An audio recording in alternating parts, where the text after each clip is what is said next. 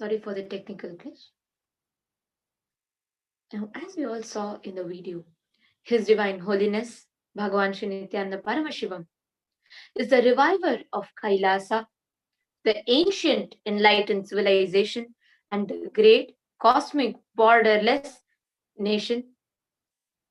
His Divine Holiness is an avatar from and is a supreme pontiff of Hinduism. And His Divine Holiness has made the science of power manifestation, yoga, and temple-based universities for humanity. The Sovereign Order of Kailasa, which is led by His Divine Holiness, and Nithyananda Order of monks, nuns, and the Hindu diaspora, are working for the global peace and to give the superconscious breakthrough to humanity. Nithyananda Hindu University, which is the world's largest Hindu university, with extended campuses in over 150 countries, is continuously collecting, organizing, preserving, time capsuling, decoding, and spreading the 20 million source books of Hinduism and the 64 secret arts and sciences, including Ayurveda, Vastu Shastra, Vaimanika Shastra, etc. His Divine Holiness is a 293rd Guru Mahasannidhanam of the Shamala Pita Sarvanya Pitam, which is an ancient apex body of Hinduism. And he is also the present emperor of the Surya Vamsha Surangi Samrajyam. His Divine Holiness has survived multiple assassination attempts on person and character made by the anti-Hindu elements, which is still going on. Yet, he continuously contributes.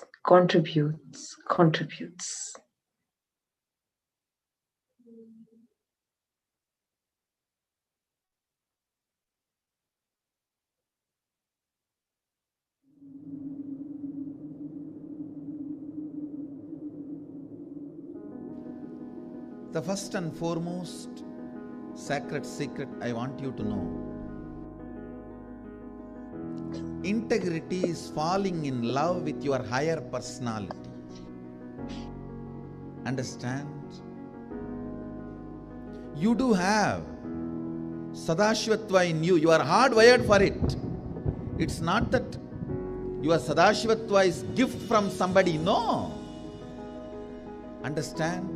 Just like how when you fall asleep, you put an alarm and tell the alarm, hey, wake me up tomorrow morning. Same way, that's exactly the way I sent my gurus. I sent my gurus to the planet Earth ahead of me and said, hey, I am coming. Wake me up when I assume the human body.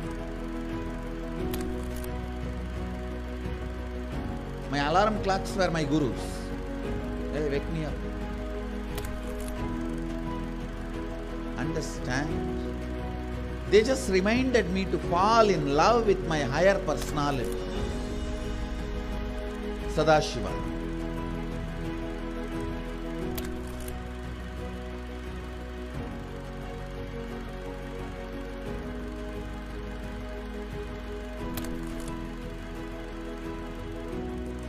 I started my public life in a very young age. Immediately after 12, after I realized my enlightenment, I took my first Padayatra as per my Guru's instruction. That Padayatra is my first enriching Padayatra.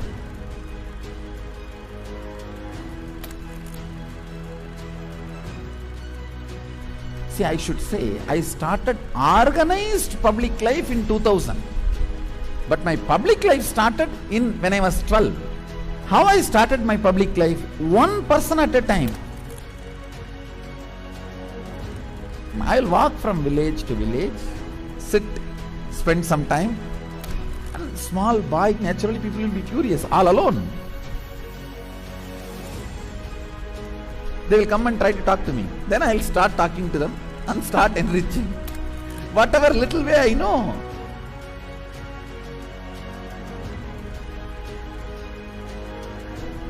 It was a raw, crude, ground level way, one person at a time. So I decided I am going to start my own way, one person at a time.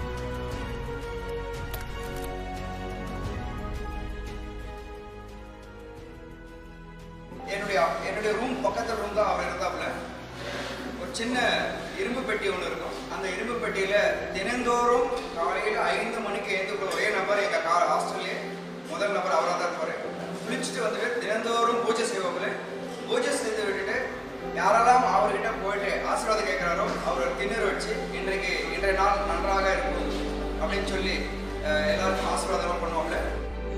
அவர் சிரிச்சுட்டே தான் இருக்கிறாரு. ஆனா அந்த சிரிப்பினுடைய அர்த்தம் எனக்கு இப்பதான் கரெக்டா புரியுது. ஏன்னா அது ஒரு தெய்வீக சிரிப்புன்னு சொல்லுவாங்க இல்லையா, அந்த தெய்வீக சிரிப்பை என்னால இப்பவும் நல்லா உணர முடியும்.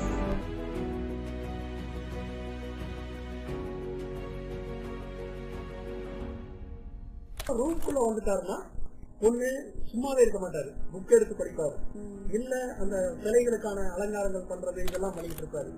இல்லைன்னா எந்நேரம் பார்த்தாலும் ஒரு அந்த மெடிடேஷனோ இல்ல வேற ஒரு பாவ நிலையிலயோ ரூம்குள்ளேயே நடந்துட்டு இருப்பாரு. இதுக்காக ஒர்க்கையும் டிஸ்டர்ப் பண்ண மாட்டாரு. ஒர்க் டைம் வந்தா அதுல இருந்து இறங்கி உடனே வேலைக்கு போயிடுவாரு. வேலைக்கு போயிட்டாருன்னா அங்க சிரிச்சு பேசி ஜாலியா இருந்து அதே நேரத்தில் உன்னிப்பா கவனிக்கிறது.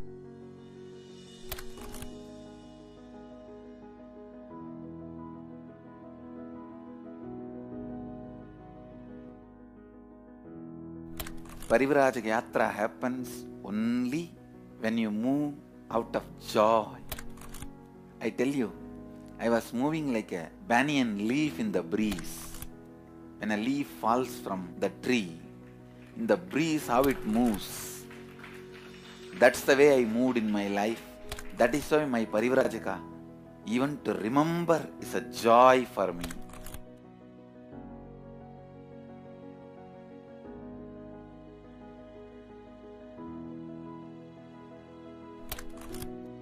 I tell you, shortest distance between 2 points is a straight line. So most smartest strategy is hard work with integrity. That's all. That's the most smartest strategy.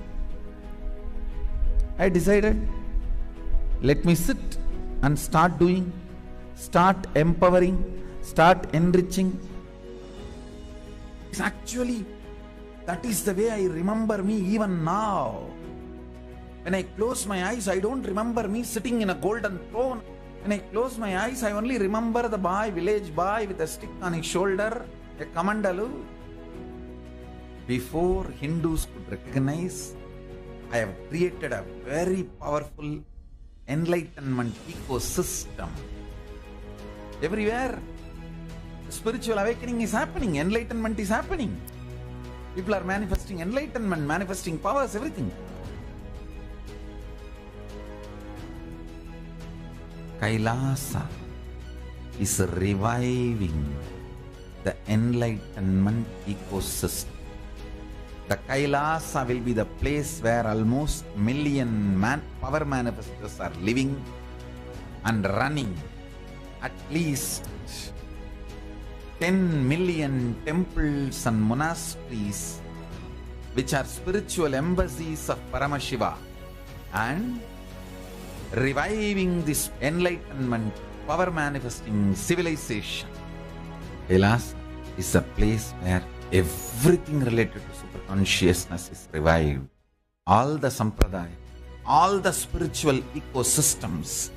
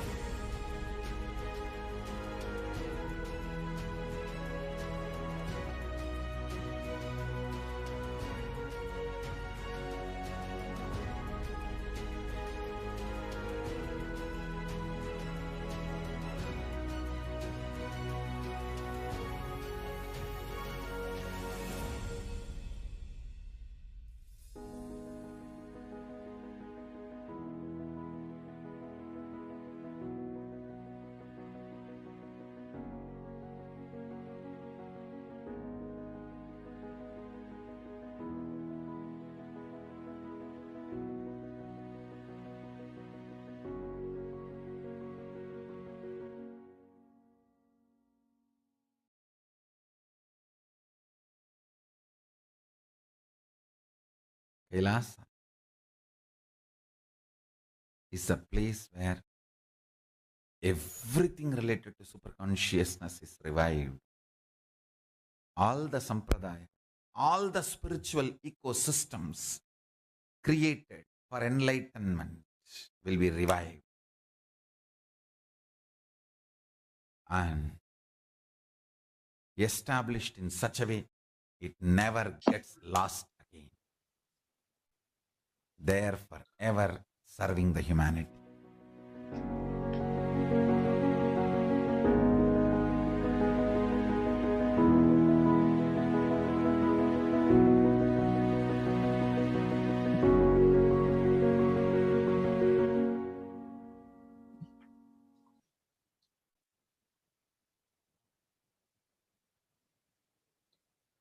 Dedicating his whole life with immense person has inspired, led, and guided millions of us and formed the world's only Hindu nation,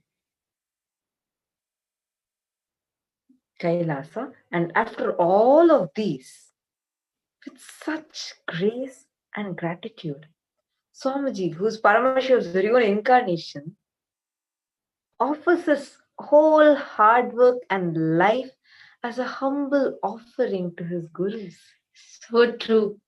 Actually, the very happening of Guru is the ultimate. This reminds me of a very beautiful verse from Kabir Doha, which is from Sant Shri Kabir Das. He says, Guru Govind dono khade kaake lagum par, Balihari Guru apno Govind diyo milay. It's a very beautiful verse. He asks, if God and Guru both appear in front of me, whom should I offer myself first to? And then he says, I shall first bow down to Guru, for he's the one who showed me God itself. Guru is the window for all of us to experience all the great truths of the scriptures. That's so beautiful.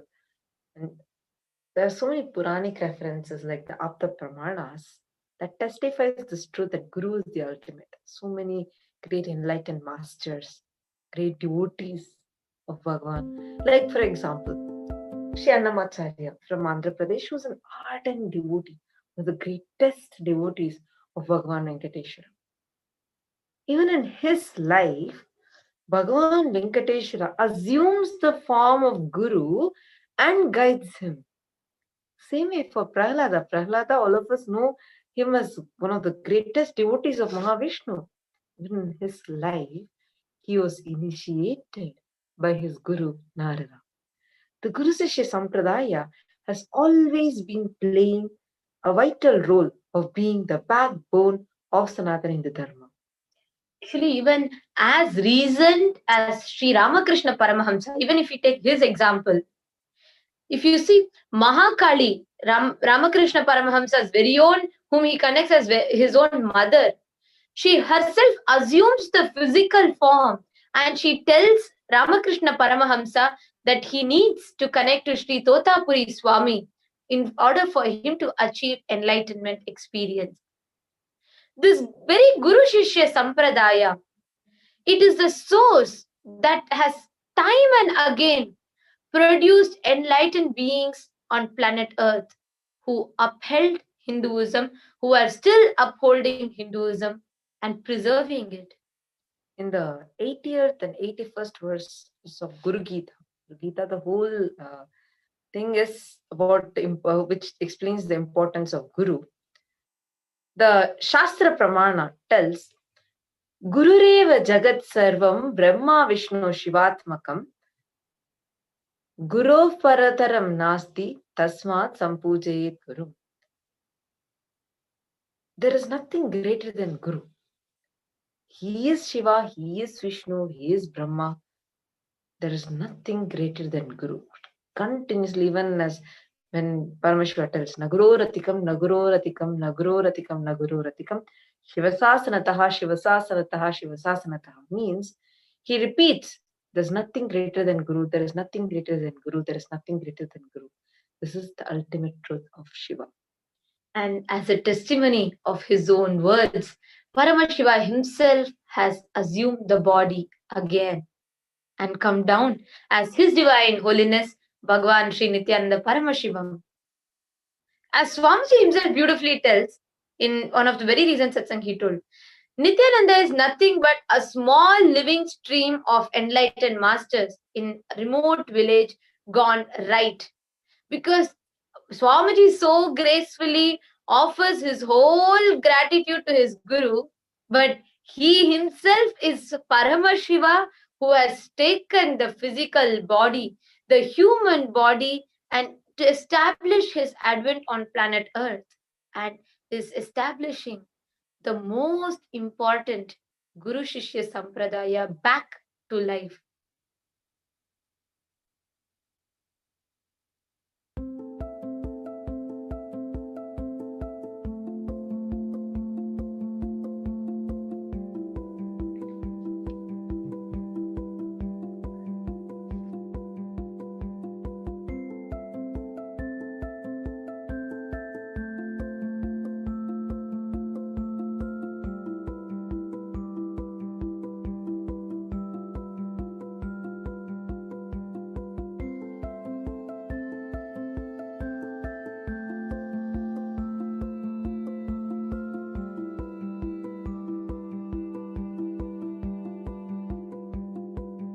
Understand the primary, fundamental, foundational, first principle of Sanatana Hindu Dharma is Guru-disciple relationship.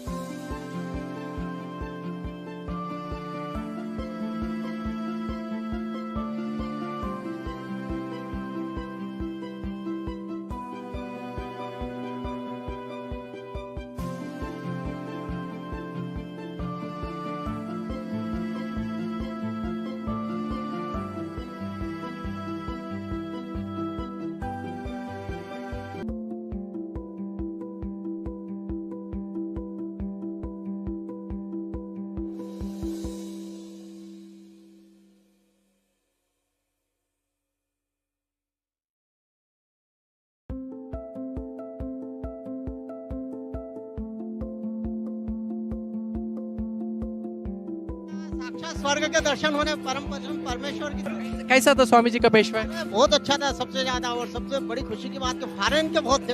एक खुशी की बात वो इनसे जुड़े, इससे बड़ी बात और क्या हो सकती है।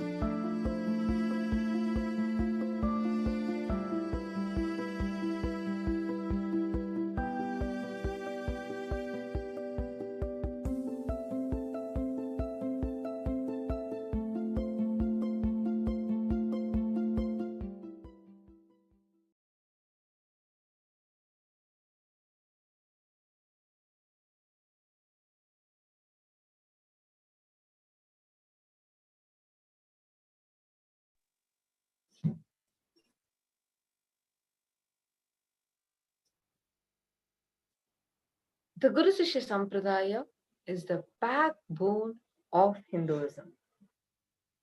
Guru in Sanskrit means Guru, remover of darkness and ignorance.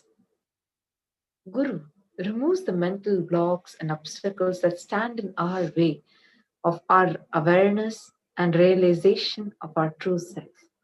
It is this system that has kept Hinduism alive for so many years.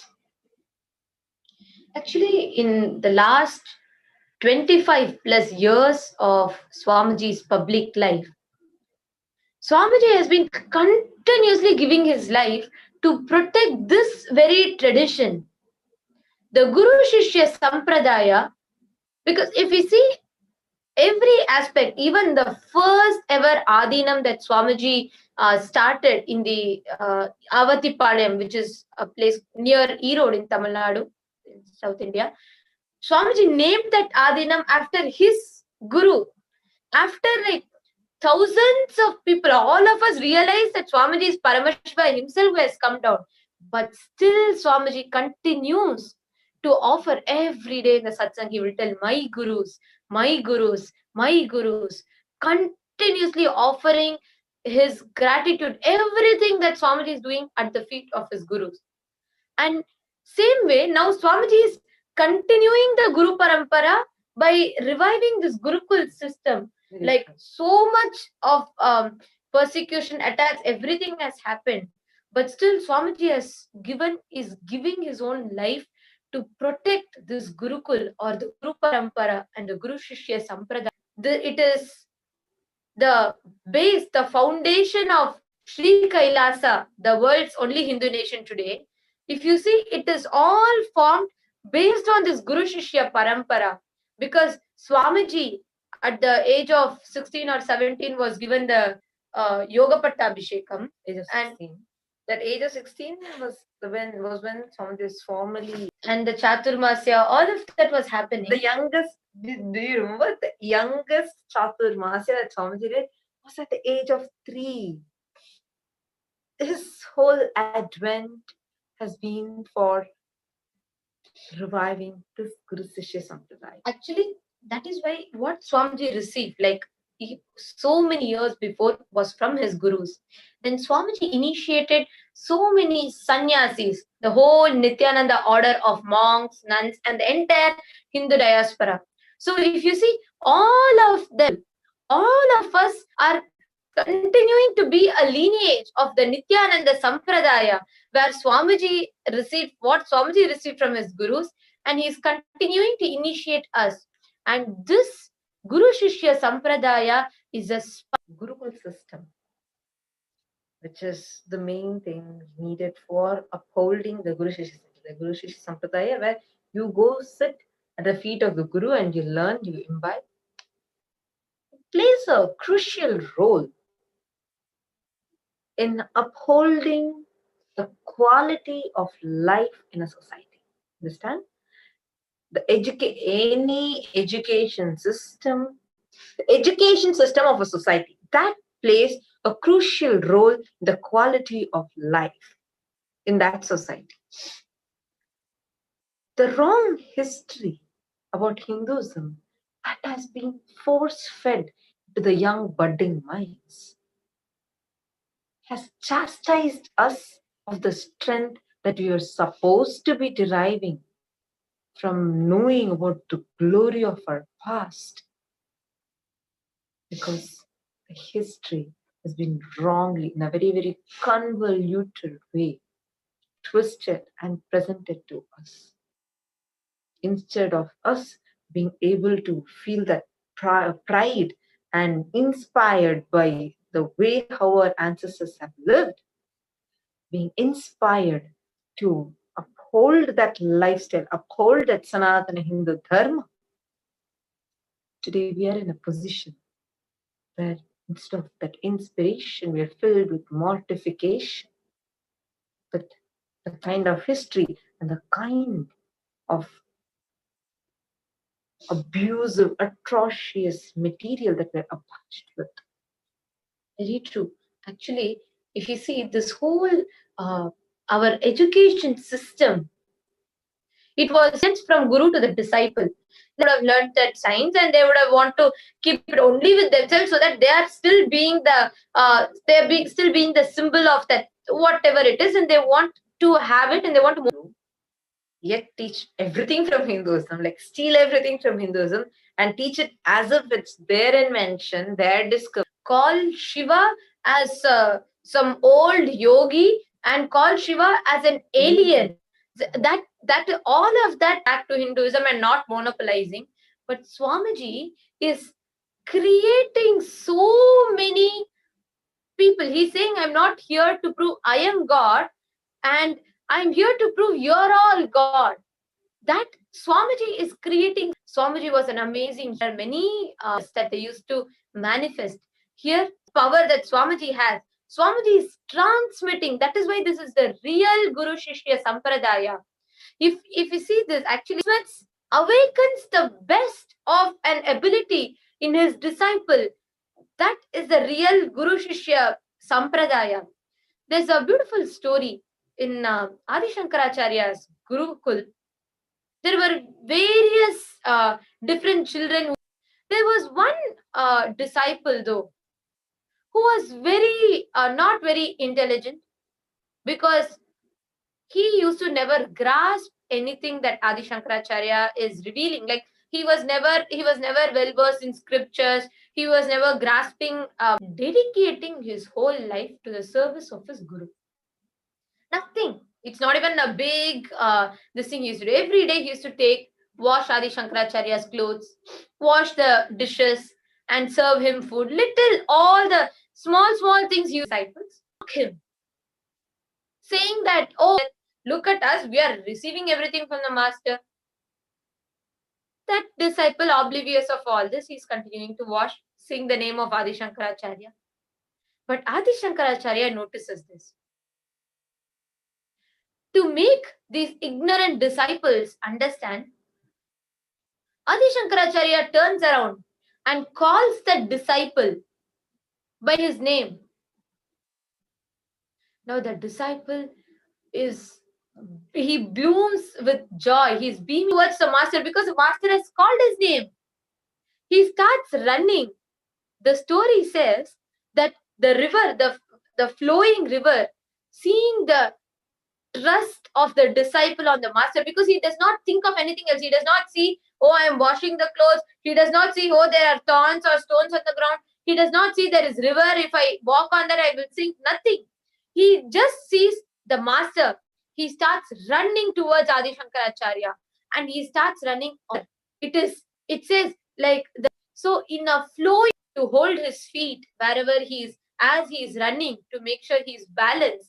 The river blooms with so many lotuses, and then the disciple, unaware of anything, only seeing the master, unaware of even the beautiful miracle happening, names him Padmapada, because for him the river materialized lotuses to hold. He then beautifully tells the great Swamiji would surely be able to relate with this thing of how it feels when the master calls you by your name. This is because this just reminds me how our entire education system has been. Our education system, it was never based on than what he is telling. Like, for example, let's take Sri Rama. For Lord Rama to become that great warrior at the young age of 14, and when he was just 14, he went to the forest and killed the demons. And he stood by Vashishta when Vishwamitra was performing the yajna. Rakshasas come, and the asuras, the demons, come and attack the sages. That time Vashishta cannot tell, oh, I am scared, I don't know, I only, and takes care, manages the entire situation. Lord Rama learned. Two amazing, powerful wielders of mace, Duryodhana and Bhima. Whereas Yudhishthira excelled in spade. Nakula and Gurukul.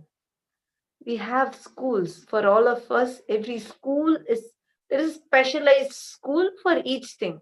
You want to go for this for all the Kauravas, 100 Kauravas and the Pancha Pandavas, the 5 Pandavas. Dronacharya alone was the Guru. It was Dronacharya who trained them. He trained all of them in different weapons. The first mantra that you learn, the class begins with the mantra, the Shanti mantra. Om Sahana Bhavatu Sahano Punaktu Sahaviryam Karavavahai Tejas Vinavati Tamastu Mavid Vishavahai. That's how we chant. Means there is no enmity. Mavid Vishavahai, there is no, you all can see. Like how when the teacher is just talking, but not really living. What was once an amazing, powerful, which was the backbone of Sanatana Dharma, the Guru Shishya Sampradaya, is now where most of the times the teacher does not practice what he is teaching. Therefore, insipid of any experience. That is why it has resulted in the modern youth becoming flippant towards our culture. They're losing all the trust that they had. That's why it so stumbles on you.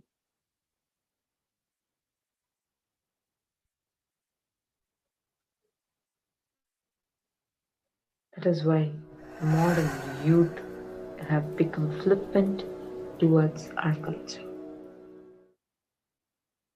The educational infrastructure, I should say, ultimate infrastructure developed for ultimate education is Hindu Gurukul, where the disciple lives and internalizes, imbibes the consciousness of the Guru. Ultimate, the space where the black hole and big bangs continuously happen in that Hiranyagarbha, understand? In the Hiranyagarbha,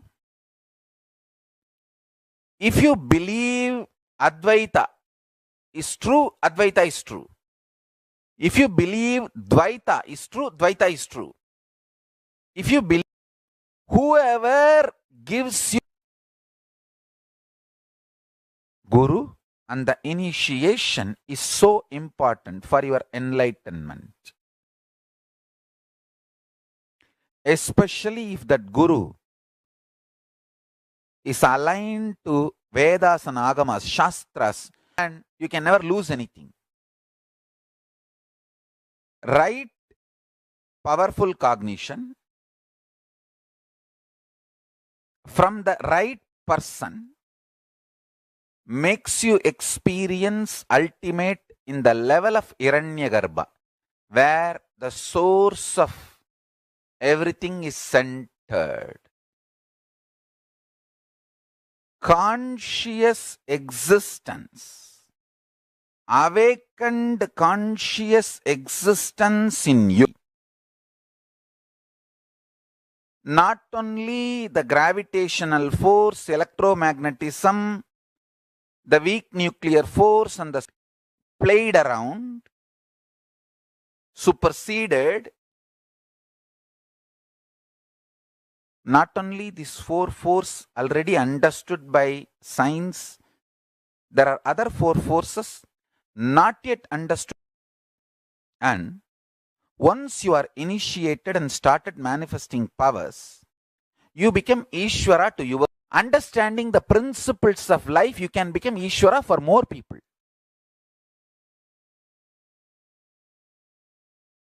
Then you become Ishvara for all your students. If you continue to remain integrated, non-violent, ahimsa, to Paramashiva people. That's all.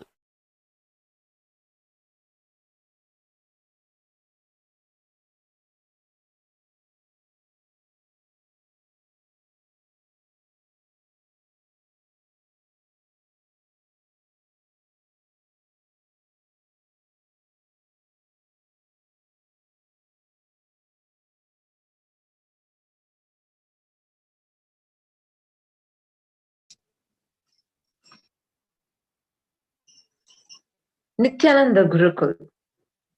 The Swamiji is reviving the Sanatana Hindu Dharma, real education, giving the real education, reviving the Guru Shishya Sampradaya of Sanatana Hindu Dharma. In Gurukul, Swamiji, I'm not sure how many of you are, if you know, for almost 7 years or for the past few years now, it's been, where Swamiji's Gurukul is completely free. Nithyananda Gurukul is completely free of charge.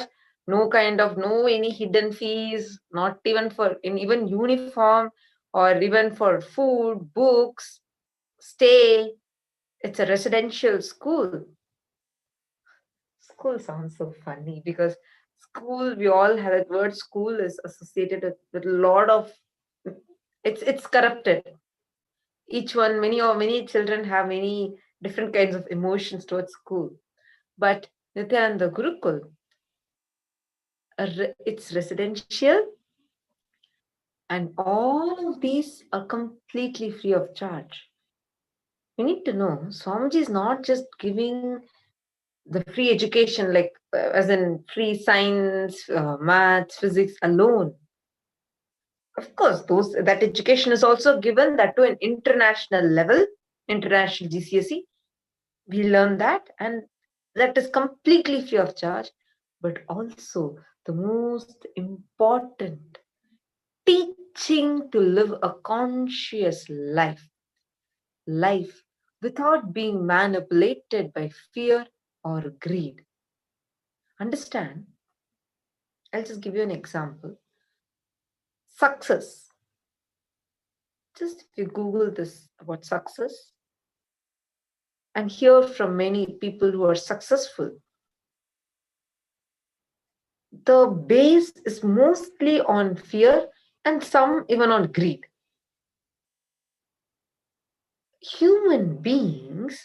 As human beings, we tend to either have fear or greed as our fundamental working mechanism. It's very unfortunate that this has been force-fed into us by the society. Swamiji through the Nithyananda Gurukul trains us not to have fear or greed as our fundamental operating system. And the education that we have here, even the normal science, physics, maths, chemistry, whatever we learn outside, like the physics, chemistry, math, everything that we learn outside, we learn that also. Those are also our subjects. But we don't learn it in a very, right now the Macaulay's education system, right? The way how it is designed is that one logic, the logic of the author, is forced inside you. That is why it creates so much stress. Understand? Every lock has its unique key. And then we go on cursing the child and beating the child, or people keep abusing the child, putting the child down. We label the child dyslexic. We label the child like so many, because I have seen that personally. So many children are ridiculed and labeled dyslexics, etc., just based on the studies. Exactly. But in Gurukul, the same Macaulay's education is also a part. Like we also learn this. I'll tell you how. It's not just that author's logic is forced inside the child. No. We have a system called Google Intelligence. So I'll explain how we do it. First, Paramashiva's thought conceit in Sanatana Hindu Dharma There are three main things which determines the way how we exist. The fundamental cognitions that you have about Jiva, which is the individual self, Jagat, the world, Ishvara, the cognitions you carry about God. That is, these three literally navigate the life that we live. So, how we learn is first, like let's say I open the book, my biology textbook, and just giving a simple chapter. Let's say circulatory system. I'm going to learn about circulatory system. I'll first see the title of the chapter, and then we have something called Krishnashila. It's a granite slab on which an alchemy product called Jnananjana is applied. Using the power of third eye that Swamiji has initiated us in, we look at the Krishnashila, look through our third eye, and request Paramashiva to reveal. So what current?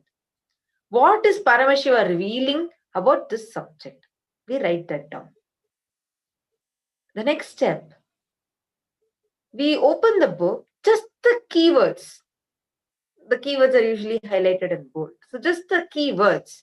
We note it down, and we do Google intelligence. We Google, learn the world's thought currents. Means I used to think, many perspectives, even for a simple subject like for example, circulatory system. That's a very simple topic. But even for that, there are multiple different explanations. So we learn the world's thought current about it. And after that, so Ishvara, Jagat, and after learning these two, then we write our thesis. What is our understanding? What all have we understood? How do we see it as? So then we will write our narrative. And then when we open and look at the book will just look redundant. It will feel like nothing. So we feel so much more empowered. Even in simple subjects, there is a logic of the author that is coming inside you. For example, when we practice, we are beyond the body. And when we are continuously, and we are telling we are body also. That is what Swamiji teaches us. Your consciousness and body also. You're not just the body. You're something more than the body. So when we learn about the anatomy, the way how the book teaches, according to them, we are the body. So they tell you go through that suffering. But when we learn, we don't learn it as that suffering is gone through by us. But instead, it is the body which is going through it and how to see it. And there are multiple ways, like even, for example, using the power of body scanning. Like a child is taught about the digestive system, not by just drawing and showing it. Also through the power of body scanning. Like, for example, we just drink the water, we scan through our third eye and see the movement of water happening inside our system, and we learn about it. It's extremely a powerful science. It's because of this science, because Swami is reviving it in a very powerful way. Swamiji is even getting attacked because Guru Shishya Sampradaya is extremely powerful. Actually, we know it is very well known. This whole Macaulay system, in Macaulay's own speech, which is recorded clearly, he says very clearly that the backbone of India, the backbone of Hinduism, is the Guru. We will know it is designed to produce clerks. Yet, we are all forced to follow that same system, like a whole group of sheep going and following one same district. We're all forced to follow that same education system to gratify the false status quo that the society has dumped on us.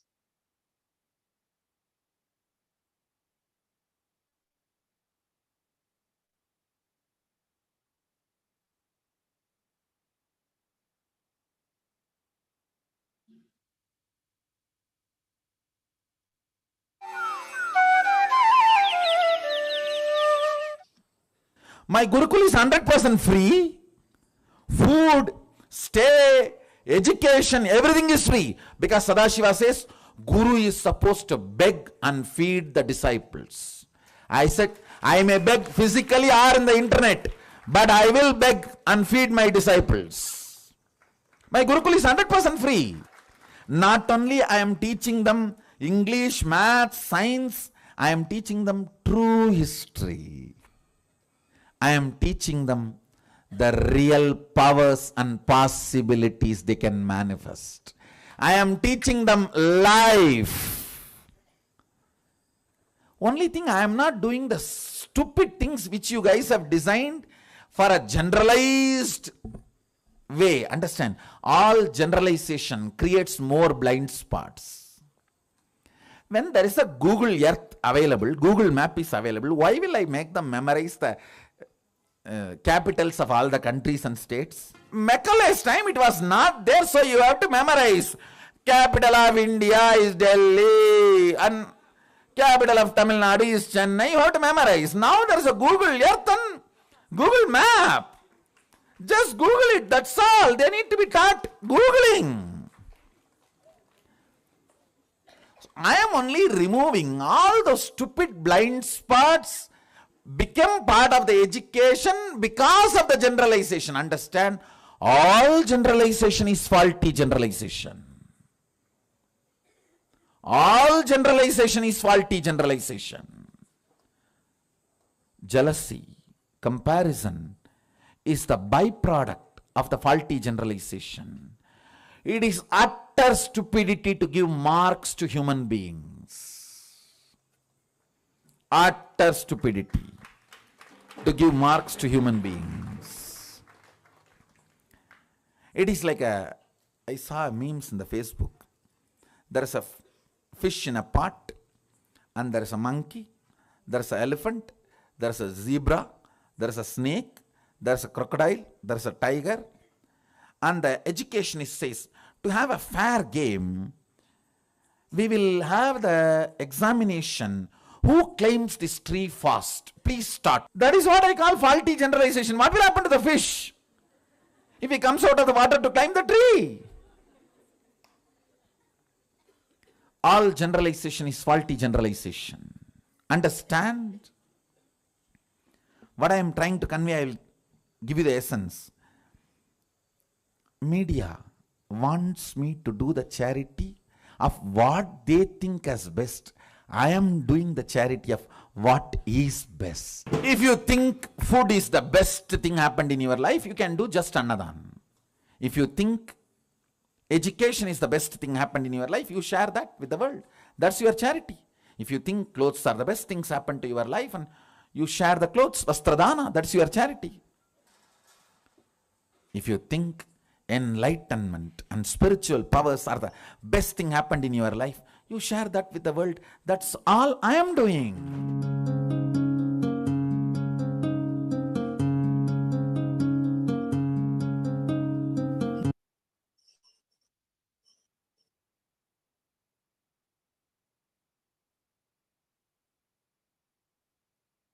See, when you do not understand the value of education system, how much it impacts a child. Swamiji is directly Swamiji is working on strengthening the future of Hinduism, because tomorrow it is not going to be anyone else who is going to hold or keep Hinduism alive. It is the next generation that is happening. It is the children who are growing up. But unfortunately, by sending them to normal school, they lose the respect or value for that science itself. Actually, still I came to Gurukul, I never understood the value of or context of why I need to do what I need to do. I always thought, being secular or being this. See, actually, secularism was promoted to us as a right way to exist. Absolutely. Because we are taught that if you are a Hindu, you are against the other religions, which is not true. Hinduism accepts everybody's own way of discovering their consciousness. That is why we have 33 million gods. Absolutely. See, And we have that unique concept of Ishtadevata. That's so true. See, because actually, if you see, it's a very cunning plot. See, I'll give you an example. When you cut a plant by its stem, no, it will grow back again and again. But if you just uproot it, it will never grow back. Same way, the Guru Shishya Sampradaya, that is the root of Hinduism. As long as it is alive, any amount of persecution, any amount of attacks can be withstood.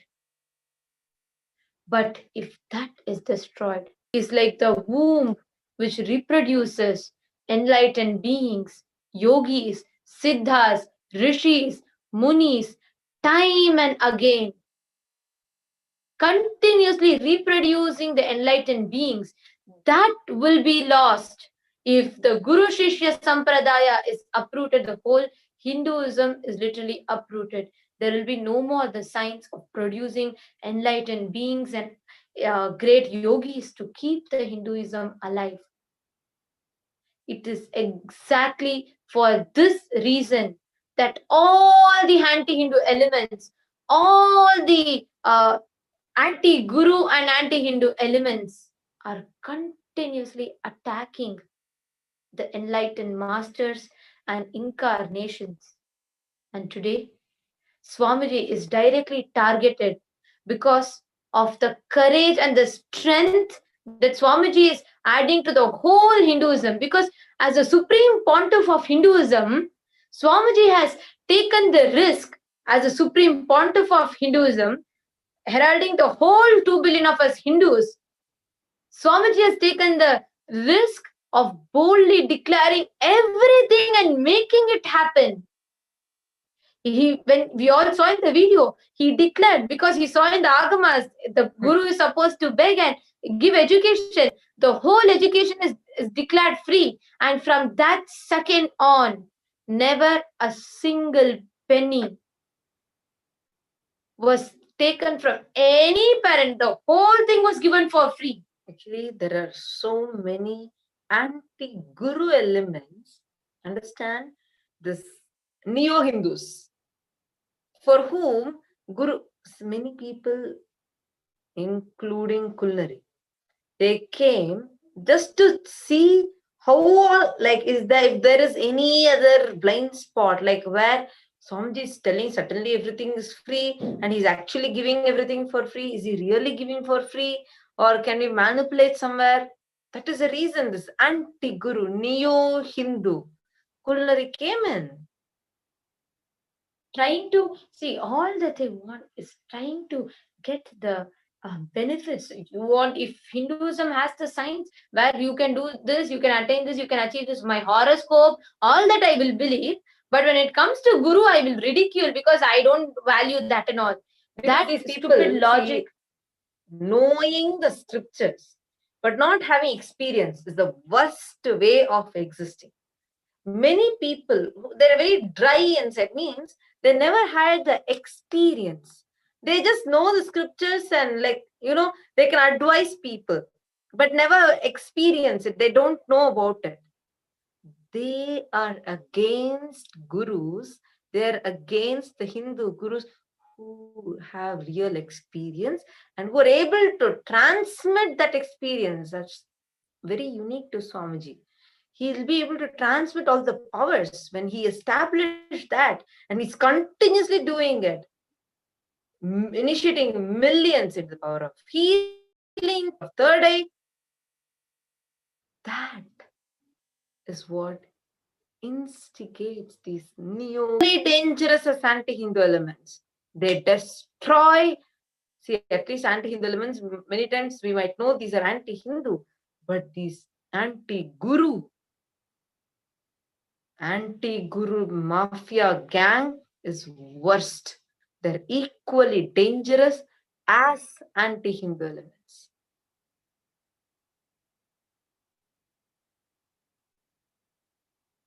Understand? I wanted to remind all the Hindus once more.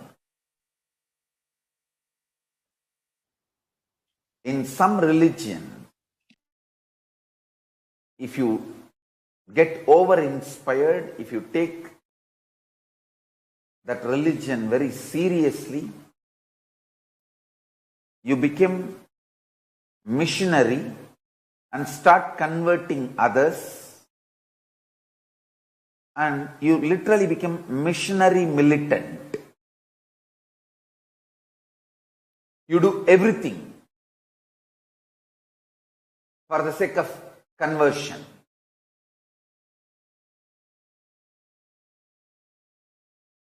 In some religion,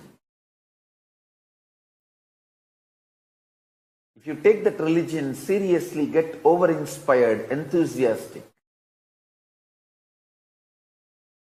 you become terrorist, militant, and start killing people who are not ready to convert to your religion. The militant missionaries. Some religions make you missionary militant.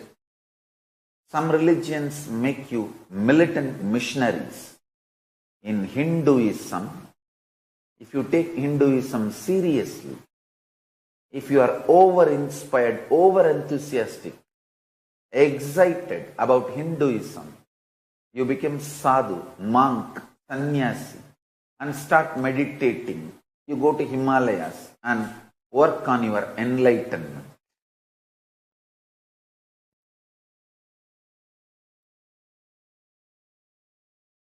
Missionary militants and militant missionaries both ganged up on Hinduism.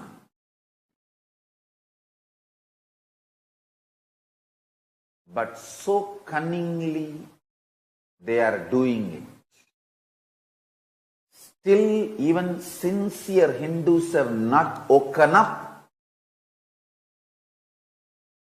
to the reality and truth. They are getting destroyed all over the world, not just in India, all over the world. In India itself you are getting destroyed. Then what about Pakistan, Bangladesh, or any other country? The only country you had as Hindu country in Nepal, Hindus lost Nepal also. It has become secular. Using mass media to influence and control people is a strategy used extensively by aggressive civilizations to subdue indigenous, simple, innocent traditions, to eliminate innocent, simple spiritual traditions. Hinduism is basically indigenous, innocent, simple spiritual tradition.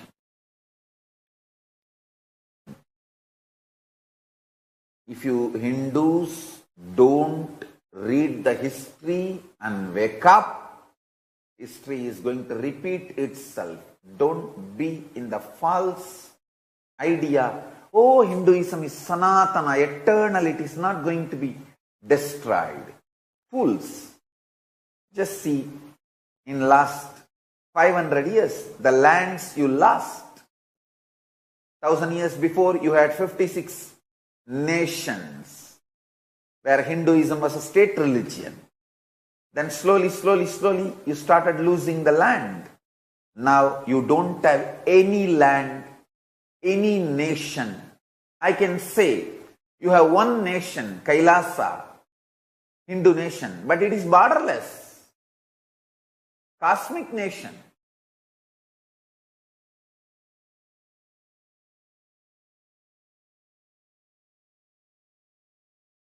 Kailasa has embassy. Few countries have signed a diplomatic treaty, diplomatic relationship and treaty to have embassy.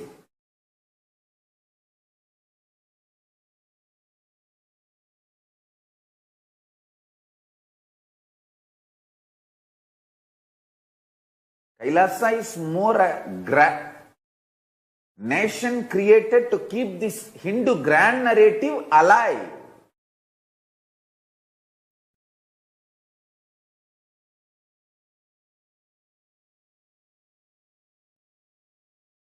So please understand how you lost the land. And don't think just because still some Hindu temples are running and people are going to the temples and coming, the Hinduism is alive. Be very clear.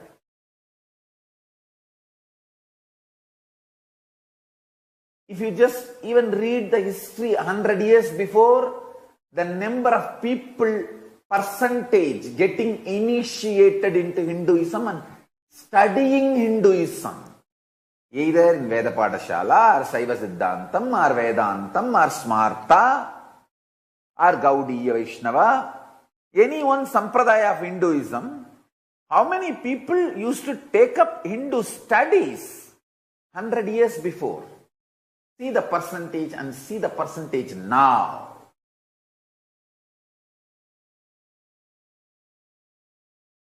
Without any doubt, I can say, now, people who take up studying Hinduism full time is practically negligible.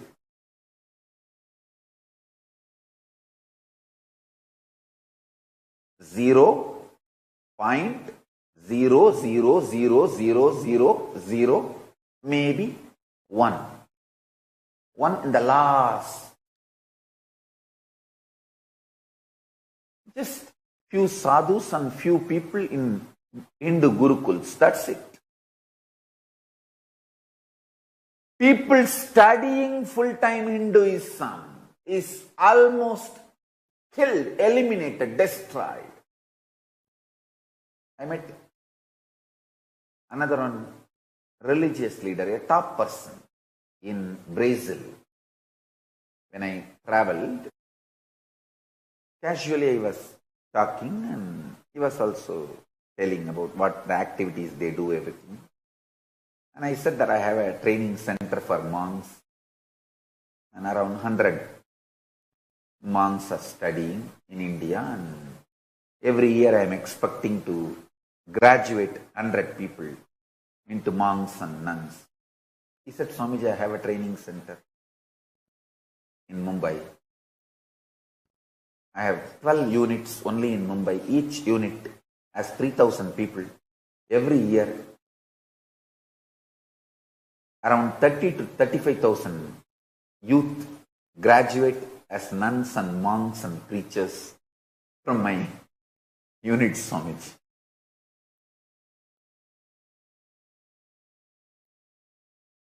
Whole India,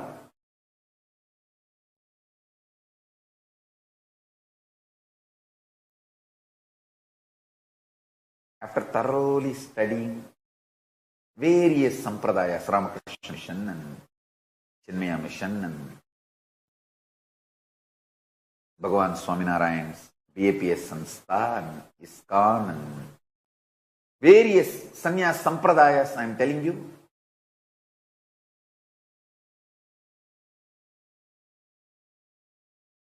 none of us have Sannyas Training Institute where thousands graduate every year. Yes, all of us have Sannyas Training Institute, no doubt. Hundreds maybe. Never 4-digit number. None of us have 4-digit number graduating every year. The amount of hatred, hate speech done on Hindu sannyasis, Hindu monks, Brahmins, the Hindu lifestyle after independence in India by mass media cult and entertainment cult has taken away the confidence of Hindus on Hinduism and studying Hinduism full time for living practicing and preaching. Understand? The Neo-Hindus, last 2 generations, Neo-Hindus, they even developed a strong hatred on the whole Guru Parampara. That is the greatest achievement of the mass media cult, entertainment industry cult. One of the biggest milestones they reached in eliminating Hinduism. The Neo-Hindus, the anti-Guru Neo-Hindus are as dangerous to Hinduism as anti-Hindu elements. Because the Brahmin hatred and Guru hatred is enough to eliminate whole Hinduism. The mass media cult and entertainment industry cult is successful, making 80% of the Hindus hate Brahmins and Gurus by creating a strong hate speech campaign, persistent hate speech campaign for last 50 years.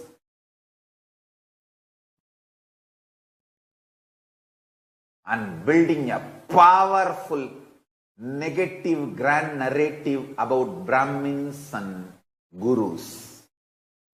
Everything related to Brahmins and everything related to Gurus is literally destroyed. The amount of hate speech, the amount of damage done to Hinduism, even the modern day Hindus are not aware.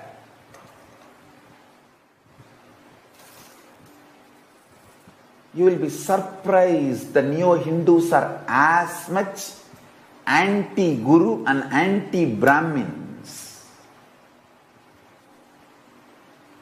as anti-Hindus.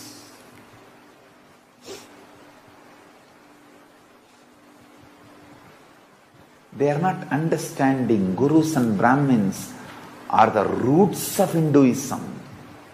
If you eliminate these two, Hinduism will be gone. They think the Neo-Hindutva people, the Neo-Hindus, they really believe they can keep Hinduism alive by eliminating Gurus and Brahmins. Fools don't understand. Gurus and Brahmins kept the Hinduism alive. Archavatara and Nijavataras kept Hinduism alive. Brahmins worshipping, keeping the Archavatara tradition, Gurus keeping the Nijavatara tradition, kept Hinduism alive.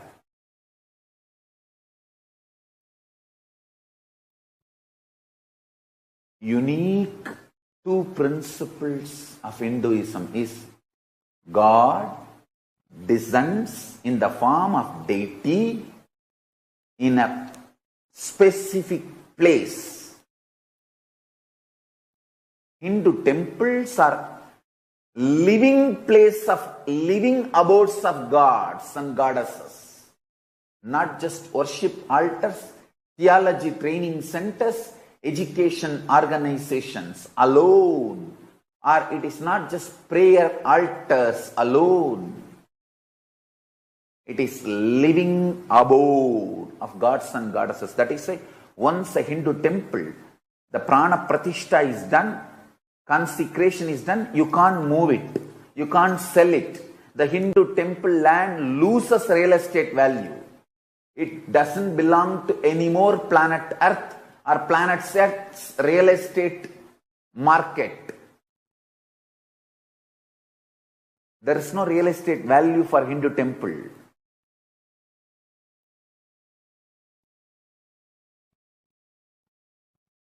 The second important principle of Hinduism is Daivam Manushya Rupena. God lands in human body and manifests himself using human being and human identity.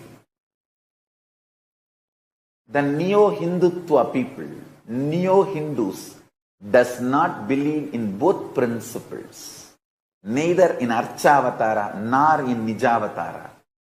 That is where the whole problem starts. They are brainwashed so much by the media cult and entertainment cult. Even the Neo-Hindus don't believe. They are as much as anti-Guru and anti-Brahmins as the anti-Hindu elements. Deadly combination of missionary militants and militant missionaries and Neo-Hindus ganged up is literally eliminating Hinduism from India.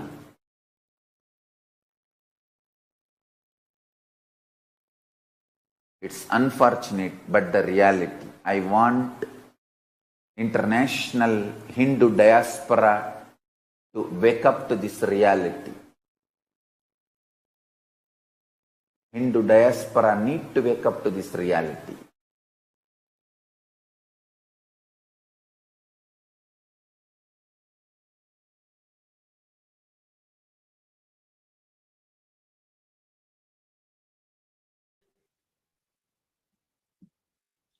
There are many anti-Hindu terrorists who are spreading all these myths about Hinduism and destroying what is real Hinduism.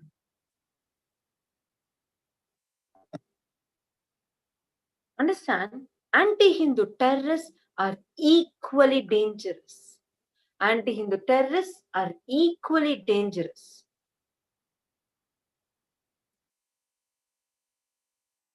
Why is Swamiji the prime target of all the anti-Hindu elements?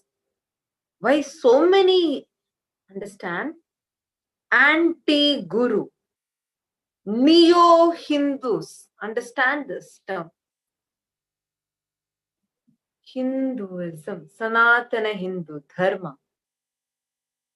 We are too vast. There are too many, see, Ishtadevata, Archavatara, Nijavatara, all these are unique to Sanatana Hindu Dharma. Of course, even in Buddhism, we believe about reincarnation. But that fundamental truth has been denied by these anti-Guru Neo-Hindus, which is why they're attacking Swamiji. Kullari is a prime example of it. Because Swamiji is reviving the most important, the backbone of Hinduism, which is the Guru Sishya Sampradaya. The anti-Guru terrorist, the anti-Guru, anti-Hindu mafia gang is targeting and attacking Swamiji because, understand, see, there are many people who are, many Hindus who are reviving many scriptures, like some of them focus on Bhagavad Gita, some of them focus on like one particular tradition. Now, so when so many things are happening and Swamiji is in a huge scale reviving so many indigenous traditions, unfortunately, today we are using the word indigenous traditions for our sampradayas. Anyways, so now for all these traditions, Swamiji has given life. But the backbone for all these traditions to be kept alive is the Guru Shishya Sampradaya. That is why when Swamiji was sharing, like how for even that alchemy process, that super alchemy process that Swamiji had gone through, that Swamiji's gurus did for Swamiji, everything It's because the Guru Shishya Sampradaya, it is always by the Guru. It is, the world knows what Patanjali's Ashtanga Yoga. But the Shashtanga Yoga of Paramashiva, why is that not that popular? It's mainly because Paramashiva's yoga can only be transmitted as an experience from the Guru. Initiation is needed. So there are many such secrets which only Guru can transfer. And because Swamiji is reviving that, these anti-Guru terrorists are not able to bear. The anti-Guru terrorists are agitated. They want to destroy it.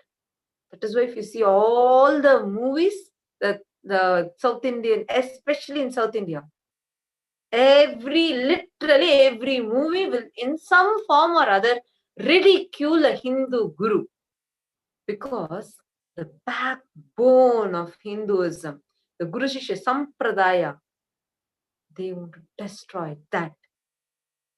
So beautifully used, you said. Like how a plant, even if you cut its stems, even if you cut its branches, it can sprout back, it can grow back. But only if you uproot it and burn that root, it can never grow back. Same way, they're trying to uproot our roots of the Guru Shishya Sampradaya. Exactly. Actually, Swamiji's declaration of this whole education system being free, Swamiji's anything that was told in the scripture, when Swamiji declared and started doing it, that came as a huge shock to all these anti-Hindu elements.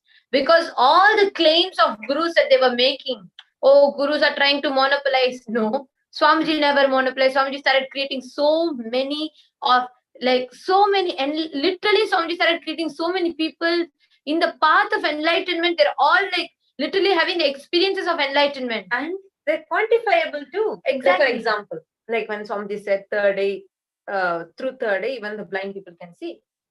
Swamiji initiated you to go and initiate people. So through you, Swamiji awakened people, and blind kids were able to read. And Swamiji, as you said, Swamiji is not monopolizing Hinduism. Instead, he is giving everything for free. We have the largest Hindu library with millions of, already more than 2 million palm leaf scriptures that are digitized and uploaded for free. Hindu scriptures with OCR available for free. All of these, he's doing it completely free of cost. These things only attracted some cunning, cheap culnaries, because they are not able to bear. They want to destroy it. Actually, even Kulnari Janardhan, he came in for this very reason. That man, he came, he wanted to get all benefits, everything. He never ever let travel, literally disrespecting, abusing the monks, scolding them, ill-treating them. I should not even say scolding them, that's too cheap to tell. Ill-treating them. He came in the garb of a devotee. And doing what? Never ever respected all the. Actually, it's a very cunning strategy. If you see, all the Guru Parampara related things, he used to always abuse. Even as when he was in the Adinam, he never came for any puja. He never anything that was told as a Guruva, that was told as strengthening the Guru Shishya Sampradaya, he constantly abused it. I've never seen him do Pada Puja. I've never seen him come and sit and do anything that the parampara, the sampradaya is following. No. See, this is a spiritual place. Swamiji's ashram is a spiritual place, and Swamiji is reviving Sanatana Hindu Dharma, where you are required and expected to do worship, puja. You are expected to live a spiritual life. Never, not once, has this culinary been even a part of the spiritual routine. He used to give some other reason. Understand, from beginning, he was pretending that he wants to surrender everything to Swamiji. I want to give everything away. Swamiji is very clear. No, you have everything. That is why not a single penny of him Swamiji received. Swamiji said, no, you keep all your stuff. For me, my purpose is to enlighten all of you. You come and you can live here. Everything is free of cost. He was pretending to surrender everything from beginning. The malevolence of this culinary, his malevolence was so obvious. But because of the benevolence of Swamiji, he kept giving possibility to this culinary, hoping that he would change. See, understand, all of us continuously have the option. You can choose this side or that side. It's in your hands. It is your decision whether you want to walk the right path or you want to deflect from it. It is always in our hands. That is why masters can give us the possibility. But the free will, meaning choose what you want to do, that will, free will is always in our hands. That is why masters give the way, they give the full context, they inspire you, they give initiation. But through that free will, you can choose what you want. And Kulnari's malevolence was so obvious, and he was doing everything to destroy. Out of his benevolence, Swamiji gave him possibility to transform. He gave the whole continuously to choose the path, the right path. But this Kulnari only continued to choose the path of destruction. Actually, just to give an example of his violence and his cunningness and the poison that he was, there was one incident, if you remember, in Gurukul. There he came, he made sure that because Gurukul was where many of us were literally becoming a part of, like we all were becoming part of the sampradaya, the future, the strength. Actually, I am able to understand now. That is why he first wanted to target Gurukul, because that was a future. True. Everywhere else, all others were older people, sannyasis, but we were the generation of the sampradaya. We were the future generation of the Nithyananda sampradaya. He came. That is why he wanted to grab the power. He wanted to grab the power and position. So that is why he fought the administration. He fought the Gurukul administration and said, he threatened them, blackmailed them, and told, no, I have to be a part of the decision making. He tried creating fights. See, Adinam is a very, very, very, very beautiful, non-violent space. And here we don't have this anger. We are protected from too many things, actually. Anger is not a part of the Adinam lifestyle. Only when he came, he started to see anti-Hindu elements come in the garb of a devotee. You see, every anti-Hindu element, if they're attacking from outside, from the beginning, that is one group. From inside, they'll come and try to destroy it. So when he came in, he wanted to destroy everything. That is why he will not purposely not follow the spiritual routine. And that way, like he is showing that yes, you can. There's a possibility you can not follow it too, and then trying to create fights where he goes. Oh my God, he used to go and fight with everyone literally. Actually, not just And fights. that's how he created a fight and wanted to grab the power of decision making in Gurukul. Of course, he was only allowed till the committee members. Where like even the committee members, like all of them sit together and discuss and make the decisions. Oh my God, the violence that he had, the malevolence that he carried. He just wanted to destroy. He used to go to every child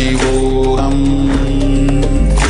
Om Nithyananda Paramashivoham.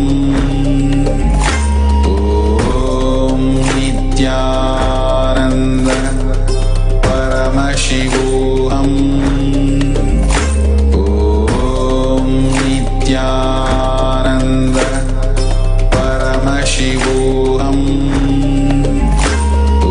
Om Nithyananda Paramashivoham. Om Nithyananda Paramashivoham. Om Nithyananda Paramashivoham.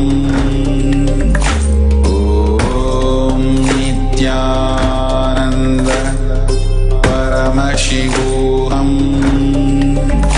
Om Nithyananda Paramashivoham. Om Nithyananda Paramashivoham. Om Nithyananda Paramashivoham.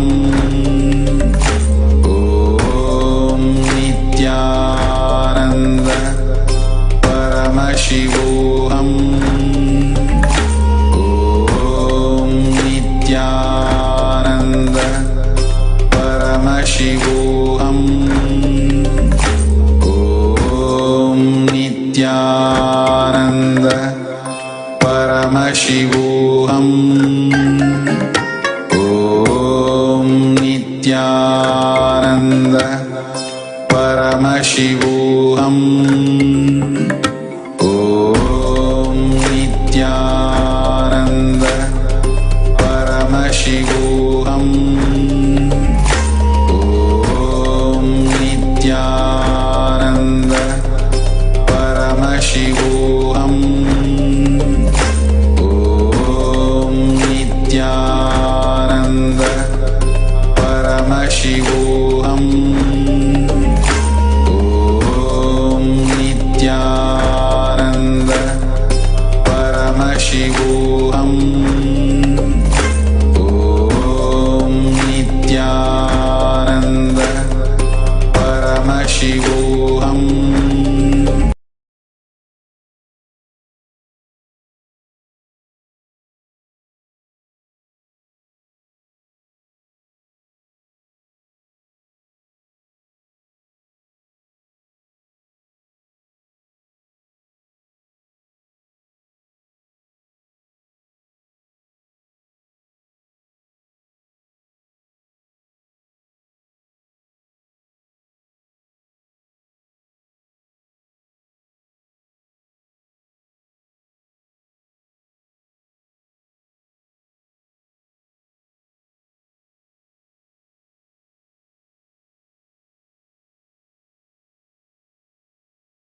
Connecting with the divine with your eyes closed is meditation.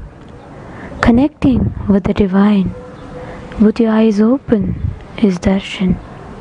Come, let us all now move from meditation to darshan.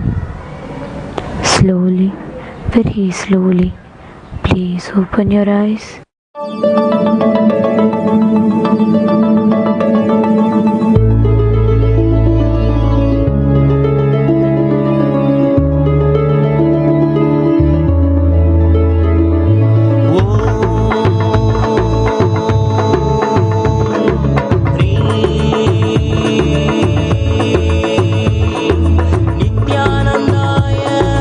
Namaha.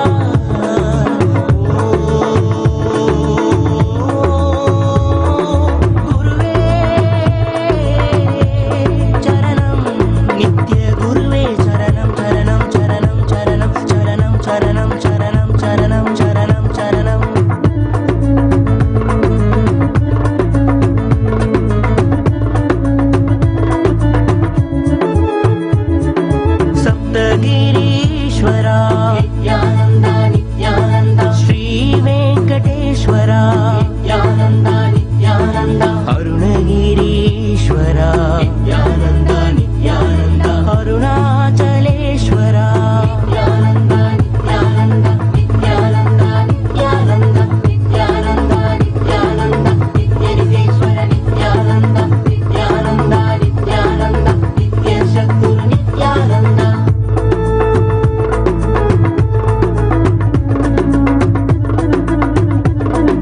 श्रीमातृरूपेण Nityanand Nityanand Pandya Mahadevi Nityanand Nityanand Meenakshi अवतारा Nityanand Nityanand अर्धनारीश्वरा Nityanand Nityanand Nityanand Nityanand नित्यनिधीश्वर Nityanand Nityanand Nityanand नित्यसद्गुरु Nityanand करुणामयमूर्ति Nityanand Nityanand Kamalalaya कीर्ति नित्यानन्द नित्यानन्द आनन्द परशान्ति नित्यानन्द नित्यानन्द आत्मालय कान्ति नित्यानन्द नित्यानन्द नित्यानन्द नित्यानन्द नित्यनिधीश्वर नित्यानन्द नित्यानन्द नित्यानन्द नित्यसद्गुरु नित्यानन्द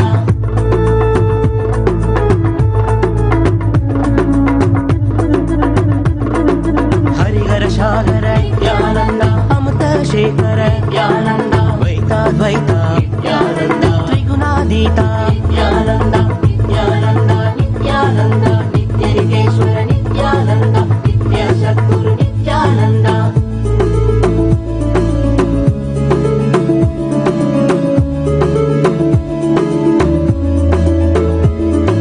पूरण कारण आगमदानना पूरण कारण आगमदारण आदिगुरुनाथ श्री चतुर्वेद सर्वसंरक्षक सन्मार्गनायक महाभावेन लिंगोद्भवेन आनन्दरूपेण नित्यानन्द नित्यानन्द नित्यानन्द नित्यानन्द नित्यानन्द नित्यानन्द नित्यानन्द नित्यानन्द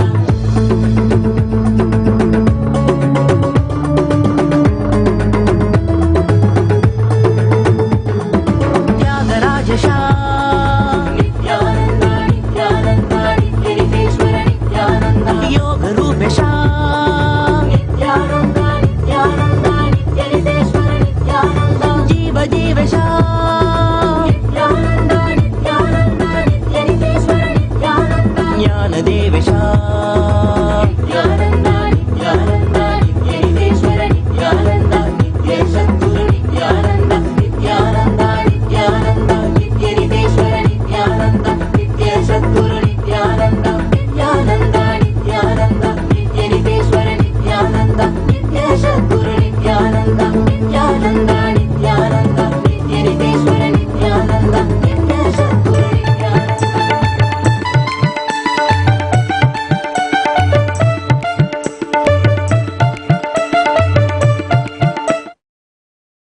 ॐ नित्यानन्देश्वर परमशिव समारम्भाम् नित्यानन्देश्वरि पराशक्तिमध्यमाम् अस्मदाचार्यपर्यन्ताम् वन्दे गुरुपरम्पराम्।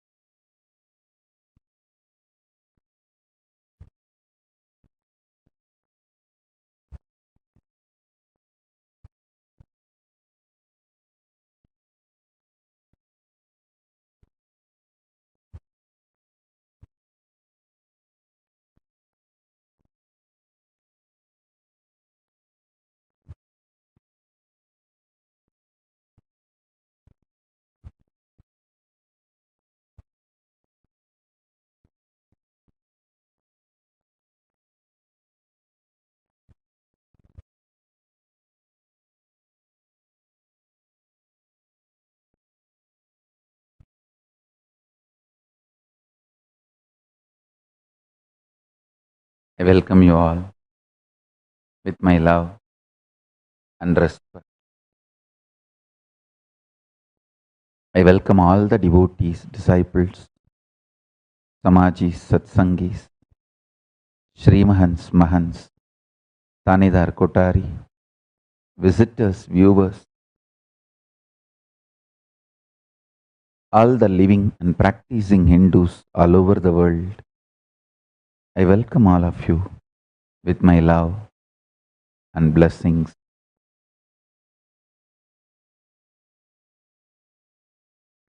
All the Kailasas, ministers, ambassadors, diplomats, e-diplomats, citizens, consulate generals and supporters, Mantreshwaras, Vidyeshwaras, Ganeshwaras, Lokeshwaras, Astreshwaras. I welcome all of you with my love and blessings. All the Paramashiva Ganas and Paramashivoham Season 11 participants. I welcome all of you with my love and blessings.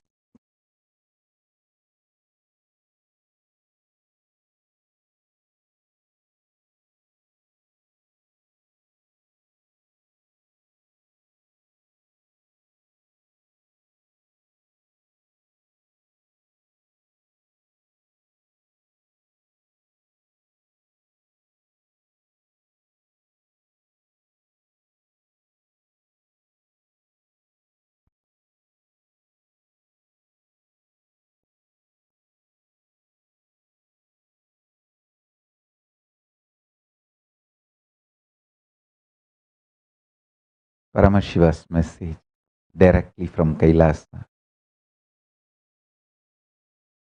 Wake up by unclutching.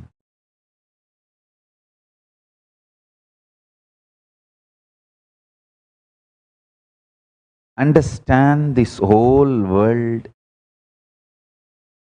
your perception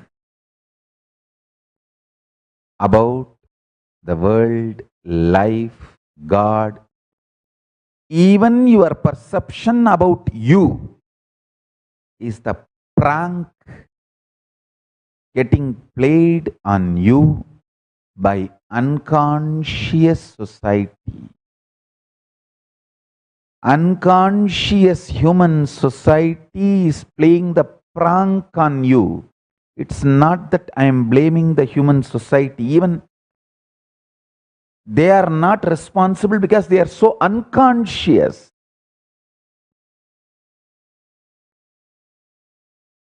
Nobody is reason, but everybody is suffering. Nobody is reason, but everybody is suffering, because in collective unconsciousness, the vision was evolved for day-to-day life. That is the first thing. Understand? The collective unconsciousness became a reason for the vision. Hey, listen. I want all of you to understand, whether your education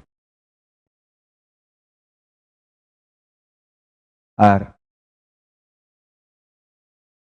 what you have been taught as life, everyone, 99.99% of the human beings are taught having a luxurious couch, sofa.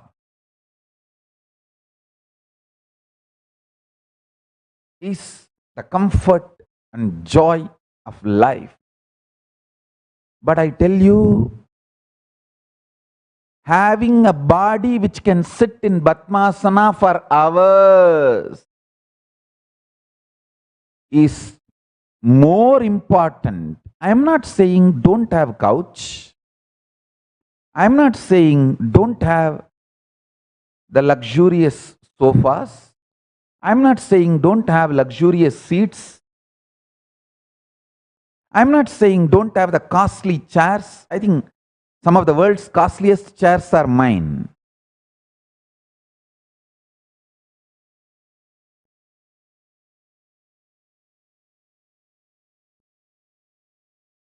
I am not saying don't have any of that. I am only saying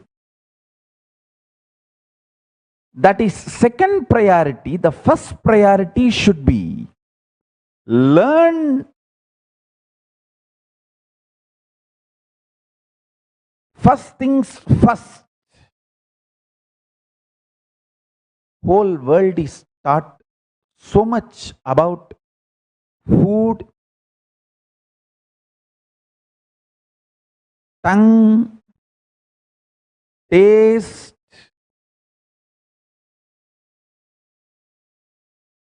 There is something called food tourism. Just for food, people travel from country to country. I can't imagine, oh God.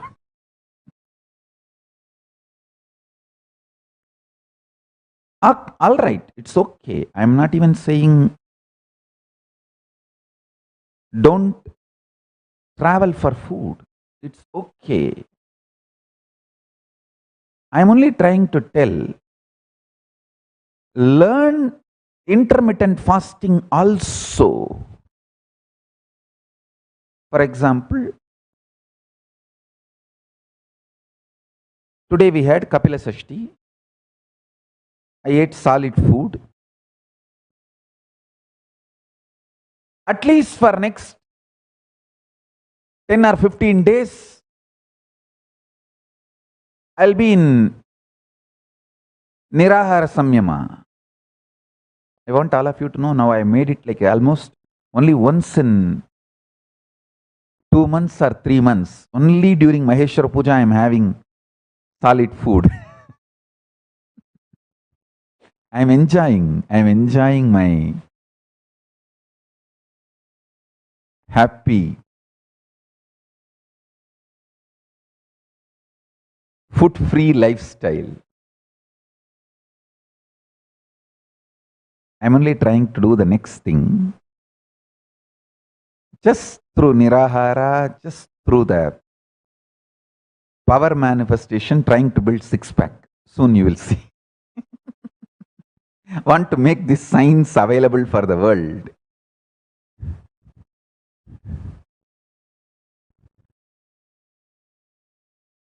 Wanted to establish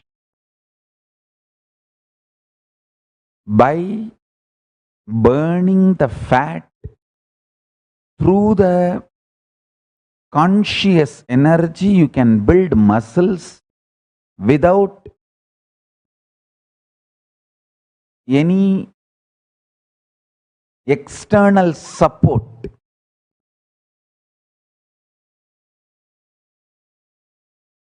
Working on it. Anyhow, listen. First things first.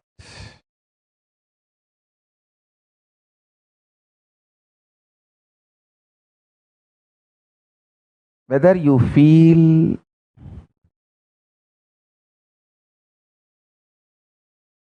respected, disrespected, supported, or exploited, oversexed or undersexed,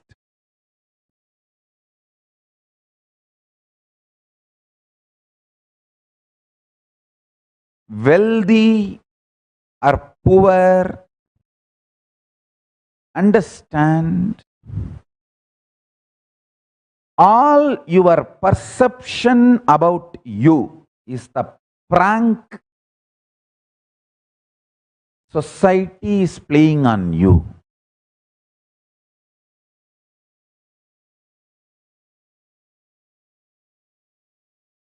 You can play prank on pranksters. I'll give you the technique to play prank on pranksters. People who are trying to play prank on you, you can play prank on them. How? Some of the pranksters, both of the whole team is paid actors. They enact the prank, but the viewers are thinking it is a real spontaneous happening and getting pranked. I tell you, you can play the prank on the pranksters in multi-level if you learn this one trick, one technique. Extremely peaceful unclutching, at least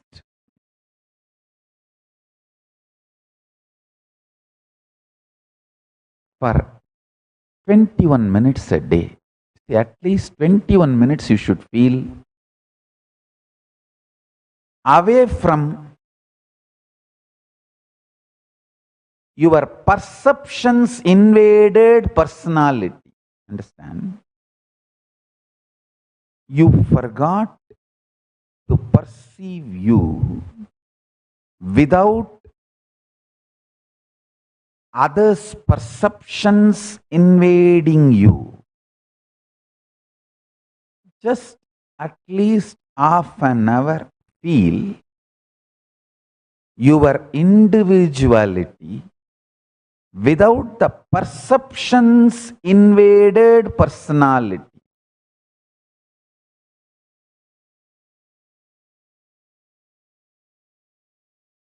So many perceptions about you from others has invaded your personality, and you started believing that your personality perceived by others is you. No.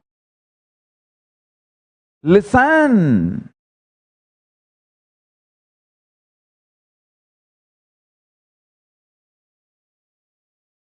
The greatest wealth of a life, the greatest wealth you should accumulate from life is your ability to sit with your individuality without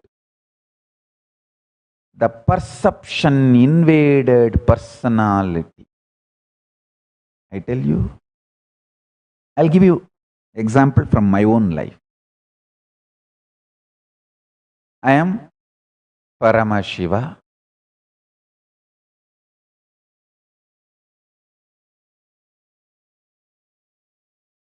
Nithyananda Paramashivam. This is my individuality, my experience of me.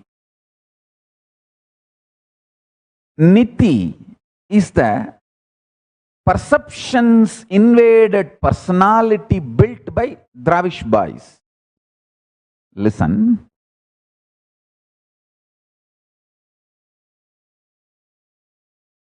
The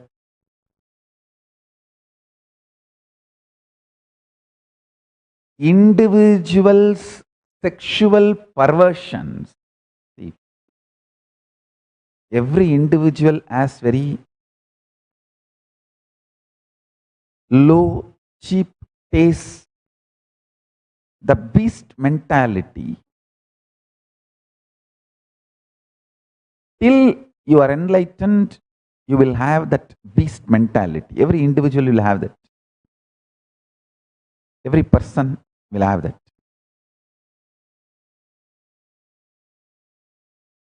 The Dravish gang media, which triggers that individual's sexual perversions, they constantly create this kind of masala news, masala identities.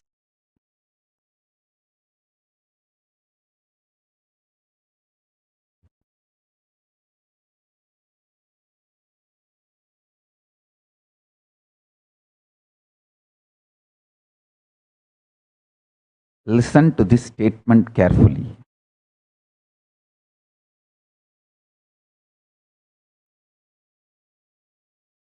When Dravish gangsters rape your sexual perversion, the illegitimate child born is Niti image. I am very clear. I am Nithyananda and I have nothing to do with Nithya. I can see very clearly from distance the image manipulated and manifested by the Dravish gang.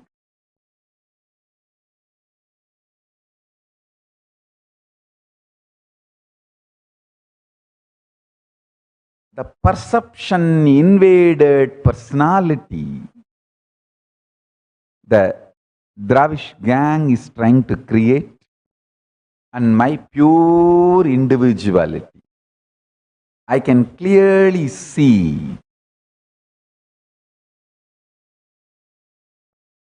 the ultimate luxury a man should earn in his life is ability to see his pure space away from perception invaded personalities built around him or inside him. Please understand, this foundation of unclutching, whenever you unclutch, I can manifest powers in you just like that. I can just make Paramashiva explode in you. Understand?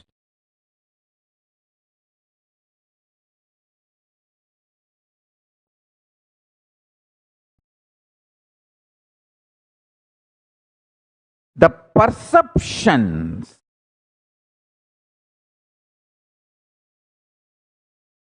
by others, perceptions by others on you, but even you started believing it as you. This whole mess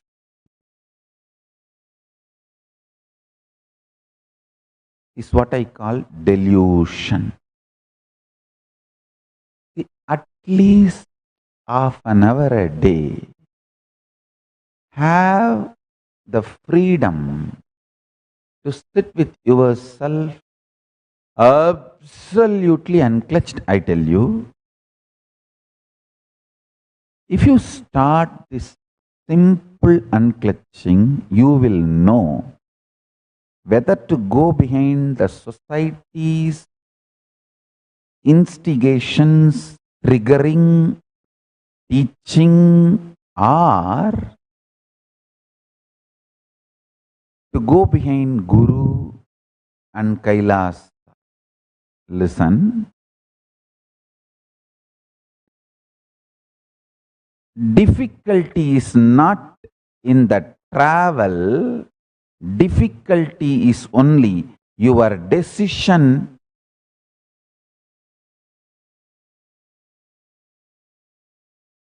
to decide which side you should travel. Life is travel. You will be traveling in some direction. That is not difficulty. Just by inhaling and exhaling and living, you are traveling. The whole difficulty is making the right decision which direction you should travel.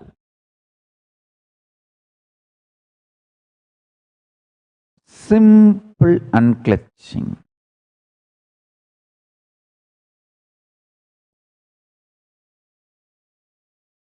Few days before, I was telling in the Satsang that night time put a ice cube, ice pack or a wet towel on your stomach and fall asleep.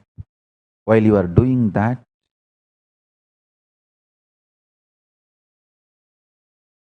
If you unclutch, even that will be a very powerful way of unclutching. I tell you, anyone who unclutches in the night time while you are falling asleep with a wet cloth on your stomach, literally you will experience Turiya in your dream state. Understand? The heat in the stomach can get converted into a Jataragni, pure energy, by cooling it with a wet towel. Understand? The heat in the stomach is more like a smoke, not the pure fire. The pure fire is the energy you experience. But the heat you experience in the stomach is more like a smoke. It's not pure fire. If you put the wet towel, the smoke will reduce and the pure fire will be experienced by you.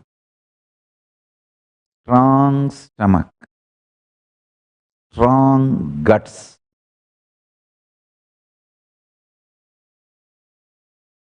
will make you experience higher states of consciousness.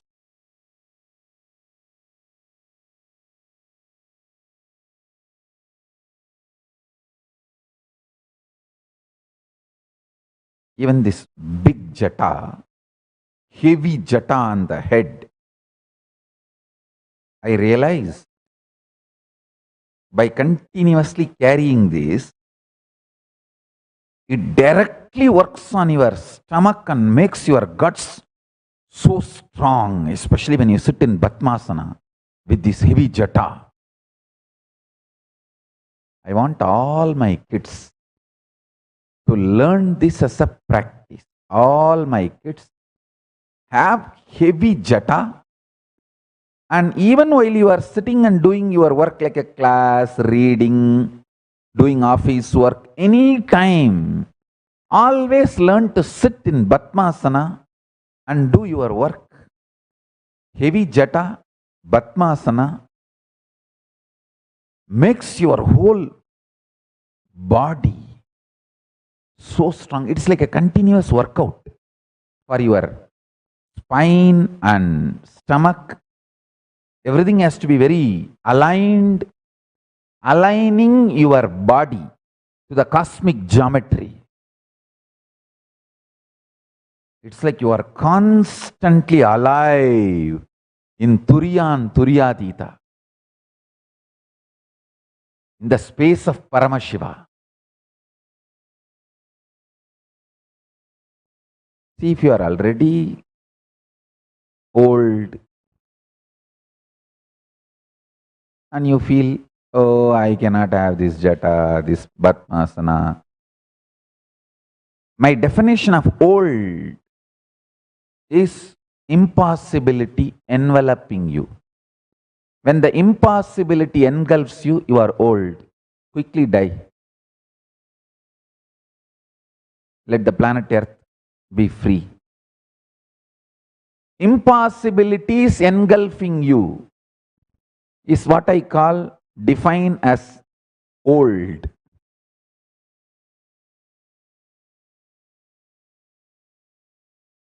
All my kids,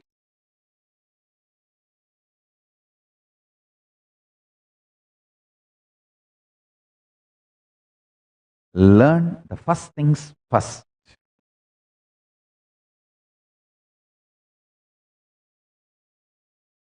Strong guts.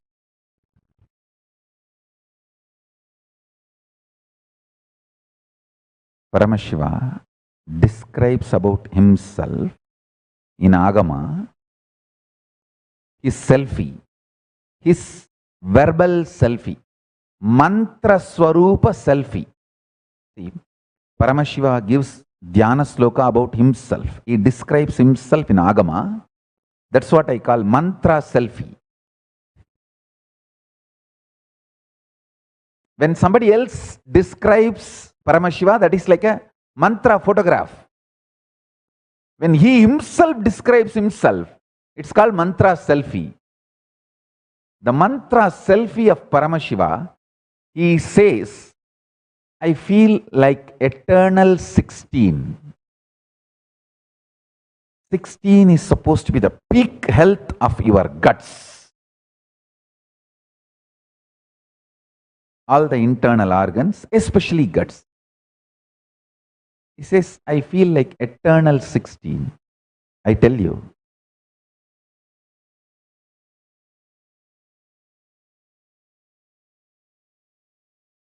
This sleeping with a wet towel on the stomach, Batmasana continuously, as much as possible, all this will give you a powerful guts and ability to unclutch from perceptions invaded, perceptions embedded personality, which even you start believing as you for some times. I tell you, because I know me as pure individual and I have liberated myself from all the perception-based, perception invaded, perception embedded personality, because I liberated myself from Nithya. Nithyananda never allowed Nithya inside him. If I allowed Nithya inside Nithyananda, Ananda would have been lost.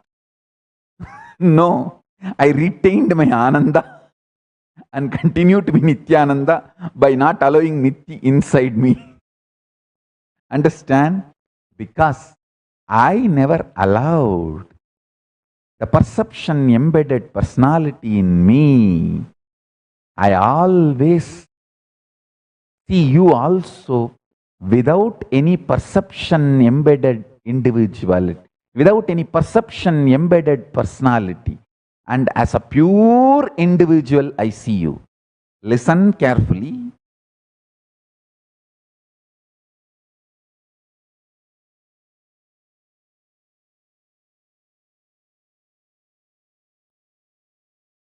I may keep distance from few people, but I can never hate anyone.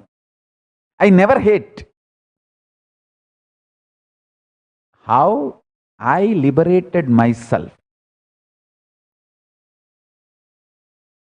How I never allowed perception invaded, perception embedded personality inside me. I never allowed it. I kept my individuality free from this perception-based personality.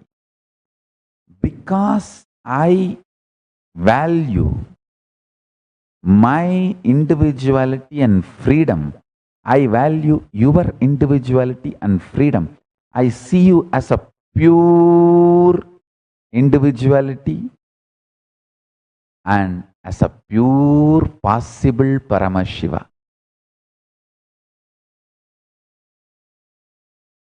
Every one of you is pure possible Paramashiva. Understand?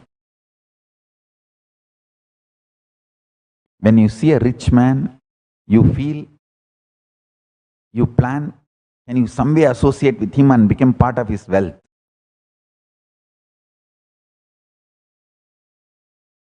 When you see each person, you have your perception and plans.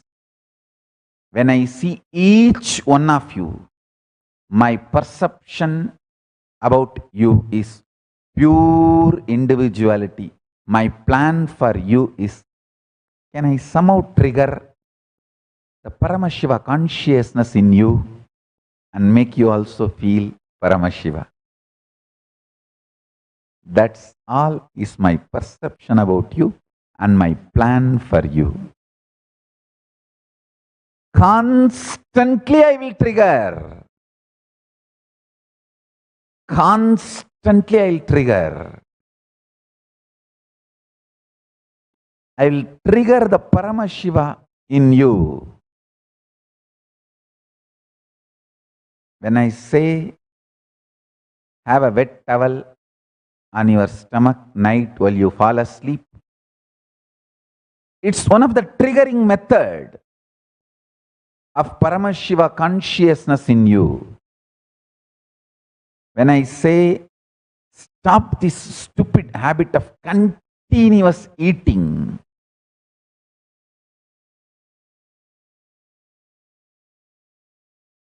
I am just triggering the Paramashiva possibility in you.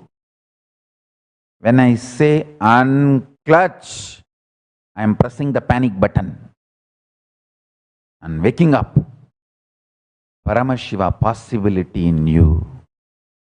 I tell you, even if you try half an hour a day, try to play this Paramashiva game. This unclutching is the Paramashiva game. See very clearly, the personality invaded by perceptions. The society has put a lot of perceptions about you, hopes on you, expectations on you, tortures. That is your personality.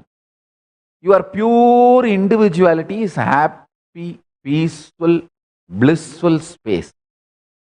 Retire from this personality at least for half an hour and rest in your individuality.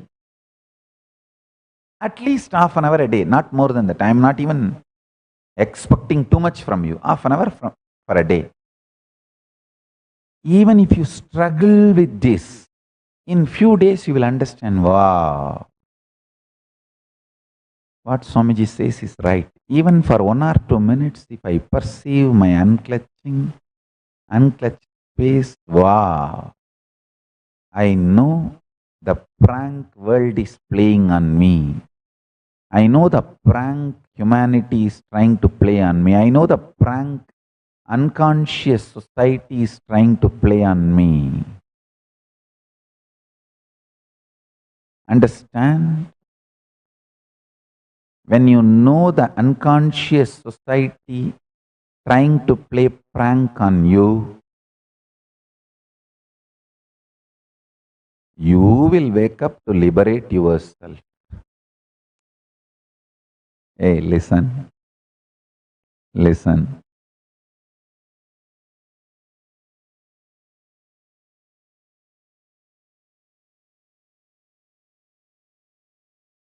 All the 5 perceptions you carry about sex, all the 7 perceptions you carry about death, I will explain all these 5, 7, everything. Why I am saying 5, because the Muladhara has a 4 petal and center core. That's why 5. Muladhara is the chakra, the sex chakra. Swadhisthana carries 7. It's actually the 7 perceptions of death. 5 perceptions of sex, 7 perceptions of death. All these 11 perceptions of love, all this is absolute delusion. Please understand, it is not, I am not even saying it is false or lie. If I say it is false, you will try to argue with me. Oh, you don't know, Swamiji. I am really undersexed. It is a truth. It's not false. It is based on the facts. Hey, listen. Anything I say, true or false, you will start arguing. It is not lie, it is this, it is that, all that I am telling you. This very fundamental foundation perception is delusion, I tell you.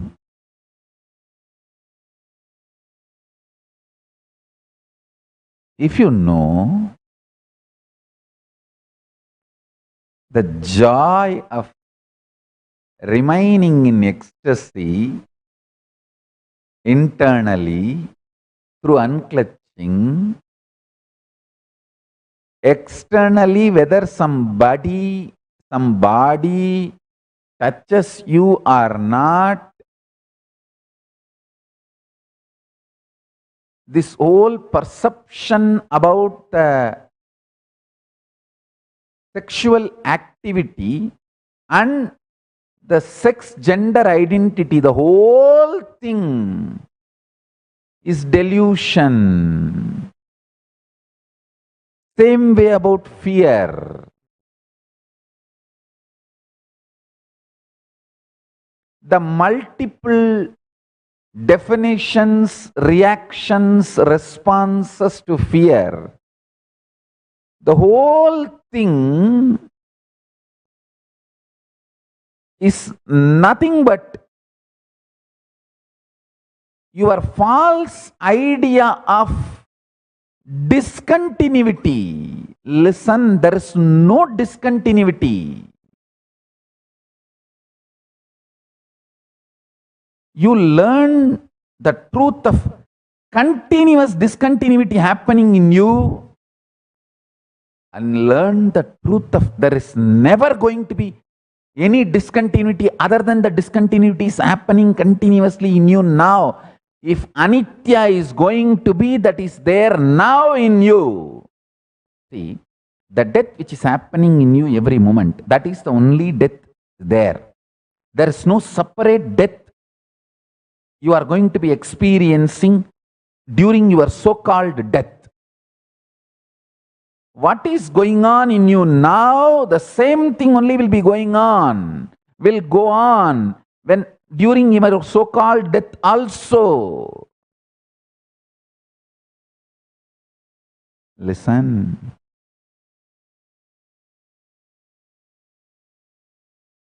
Now trying to forget, cover up the continuous death happening in you is looseness, crankiness, and trying to exaggerate and feel frightened about the death which is going to happen during your so-called death is craziness. Both are stupidity. See the death happening now continuously in you by unclutching. Realize there is not going to be any separate death even during your so-called death. It is just Control-Delete button.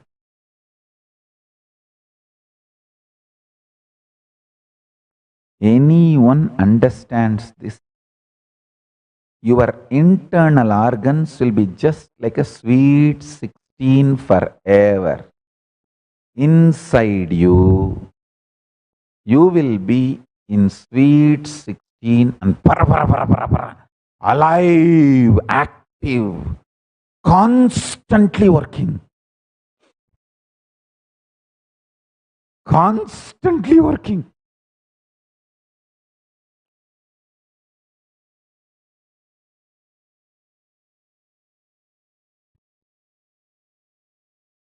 Sometimes I feel very compassionate to people who are around me, especially Adinavasis, how they are coping up with my aliveness, too much alive, and too much of activism, and ability to perceive things, and ability to plan, and ability to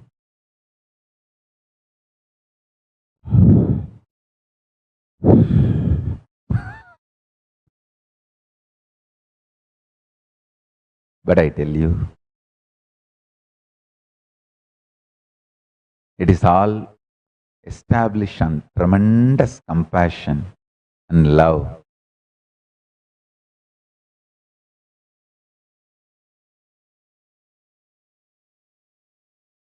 Even this, my withdrawal from society and back to Kailasa, is also my extreme compassion, because people, due to their stupidity and stupid perceptions, they try to attack me and accumulate more karmas. See, if I am with the humanity, I should be initiating, blessing, enlightening. But the stupid fellows try to harass me, attack me, and accumulate more karmas. I do not want them to have more karmas. So I just withdrew myself. I tell you,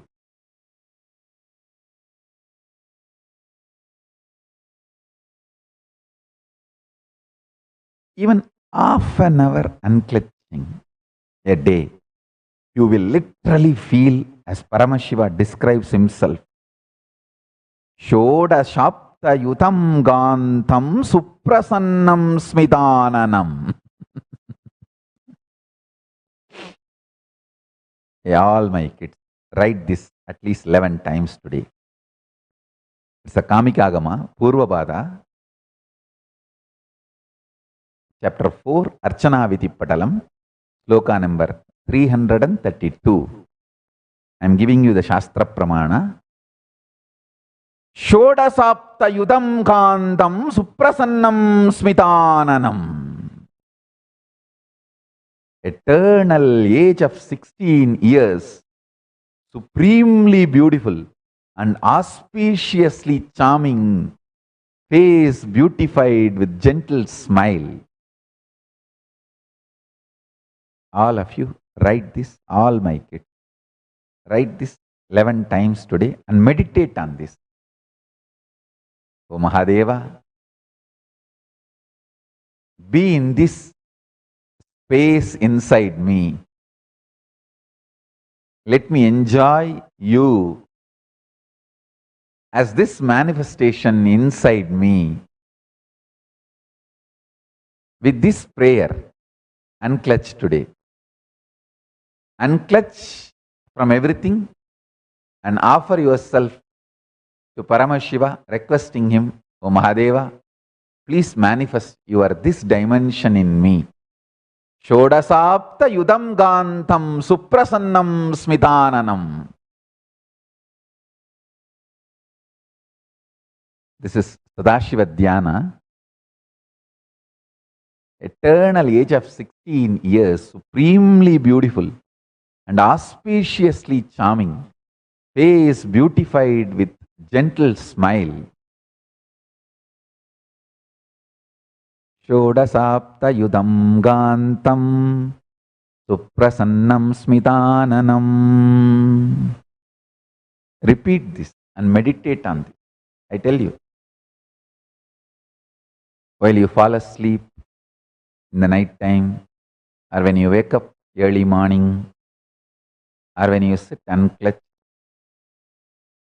tell Paramashiva, Mahadeva, I am unclutching, at least trying to unclutch. Please, you manifest in this space inside me. I know you exist. Understand? Knowing Paramashiva exists and doing everything towards him is white magic. Just thinking arrogantly you can achieve everything on your own is black magic. That's all. The only difference between white magic and black magic is surrender to Paramashiva is white magic.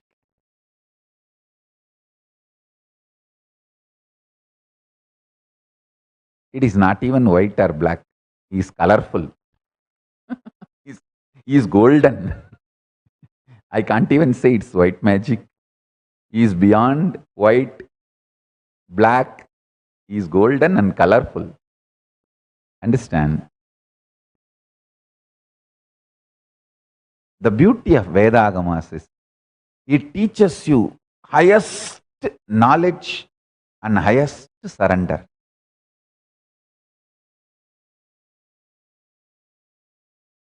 I can talk the highest principles of enlightenment and I have tears in the corner of my eyes just by remembering this one space, eternally 16.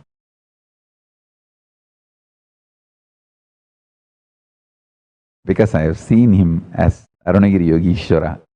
The exact this description. I have seen Mahadeva. Shodasapta yutam gantam suprasannam smitananam. I have seen him, I have tasted him as my own Guru Arunagiri Yogishwara. I have touched him, I have felt him, I have tasted him. Shodashapta yudham gantam suprasannam smitananam.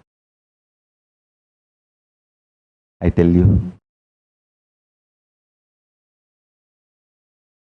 even if you struggle unclutching, try for half an hour. Your internal hormones, chemicals, as I was describing the other day, chemistry of your biology is mind. The chemistry of your biology will be aligned to the alchemistry of Paramashiva through unclutching. Unclutching is the best catalyst agent to make the chemistry of your biology align to the alchemistry of Paramashiva.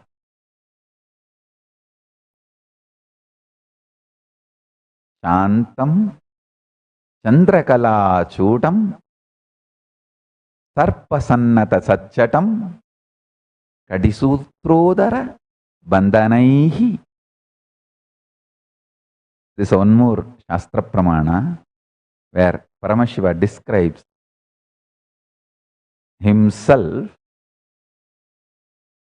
in Kamikagama Purvapada, 4th chapter, Archana Vidhi Patalam, Sloka number 330 and 331, Sadashiva Dhyanam, Shantam Chandrakala Chudam Sarpasannata Sachatam Kadisutrodara Bandhanaihi.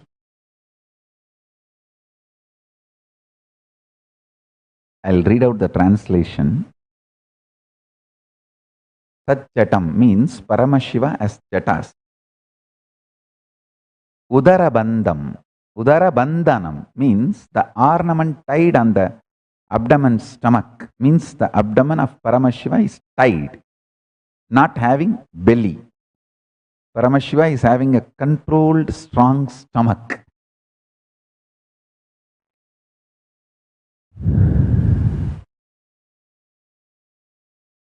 Listen.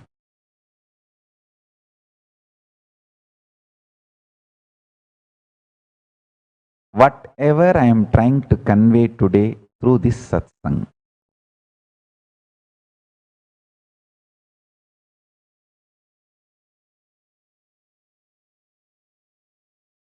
whole unconscious humanity is playing prank on you.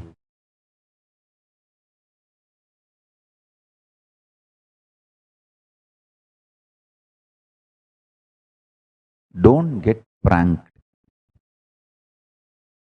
Wake up to the reality by just half an hour unclutching.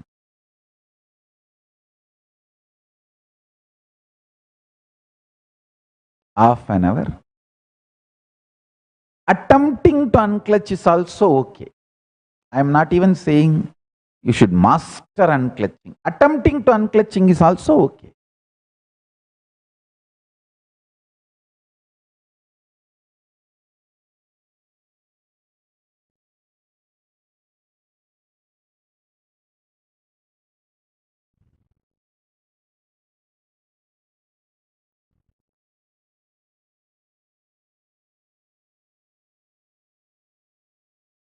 But all my sannyasis and my kids, for you it is not half an hour. For you it should be whole day. Understand the level of sadhana, expectation is different for a devotee or a disciple, and it is different for a sannyasi or Kailasavasi or Gurukul kid. Because you are not just preparing yourself for only your enlightenment. You are an acharya. You are going to be not only enlightened in your life, you are going to be enlightening millions of others.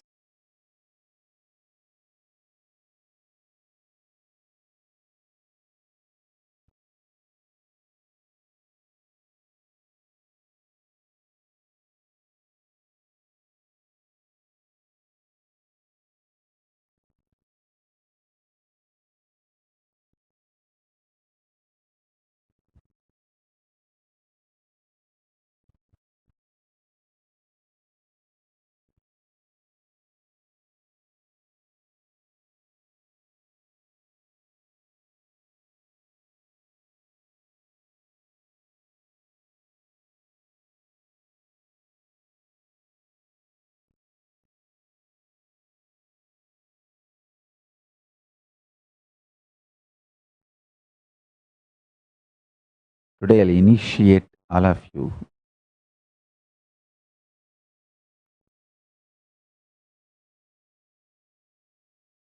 not just unclutching, I'll initiate you into a very intense power of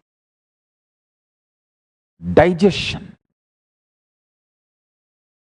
building a strong guts. Understand? Get your Atmalinga and put it on the stomach and sit unclutching now. I'm going to initiate you. Listen carefully. First, carefully listen.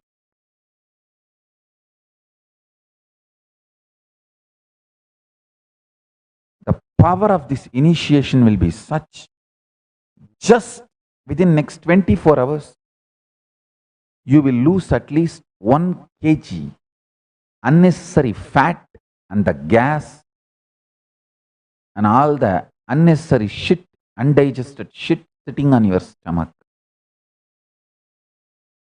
It will leave your system, you will be clean. That unnecessary toxic load on your system, at least 1 kg will be cleared. Now, all of you get your Atmalinga, hold it on your Manipuraga chakra and sit the navel on the guts.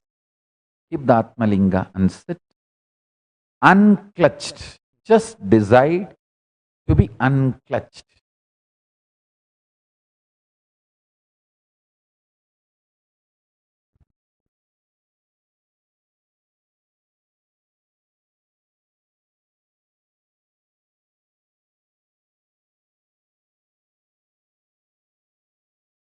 I'll initiate all of you now. Few minutes, I'm giving you all. Run and get your Atmalinga, sit in Batmasana.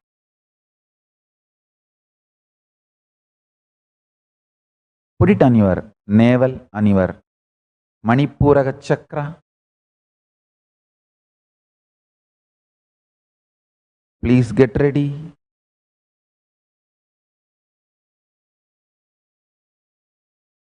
While everyone is getting ready,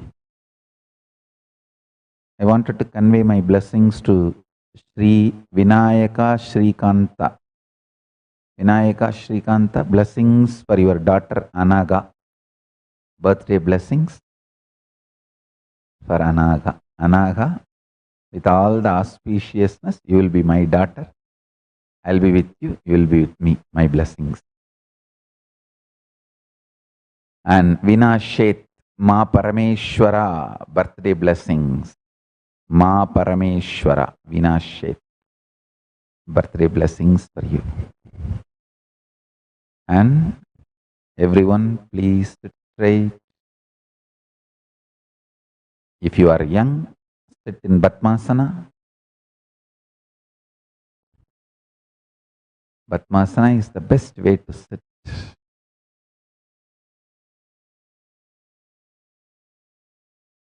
And hold the Atmalinga on your navel center. Manipuraka chakra. If you don't have Atmalinga, I think last time as I said that if you bring any linga shaped stone and keep it in front of the camera, I'll energize, do prana pratishta, you can start using that as Atmalinga. Any stone from Arunachala hill, any stone from Kailasa and Manasarovar, any stone from Narmada river, all this need not even, all this doesn't even need prana pratishta. It's all already Paramashiva. If you don't get any of these three, stone from Arunachala or stone from Kailash Manasarovar or stone from Narmada, bring any stone and keep it in front of camera. I'll do prana pratishta and use that as a Shivalinga, Atmalinga. Now, keep your Atmalinga on your navel chakra. Sit. You can keep your eyes closed or open, that is up to you. Decide to be unclutched. With eyes closed, if you feel it is easy for you to unclutch, you can close your eyes. For some people, even sitting with eyes open widely, you may be able to unclutch, then do that. It is up to you. But decide to unclutch, not to follow any thoughts, emotions, triggering of mind and mental activities inside. Even laziness is a mental activity, tiredness is mental activity, feeling bored is mental activity. Do not follow any of that. Just decide.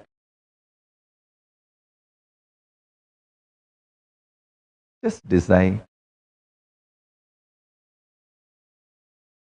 not to follow any mental activity and sit as you, the pure space.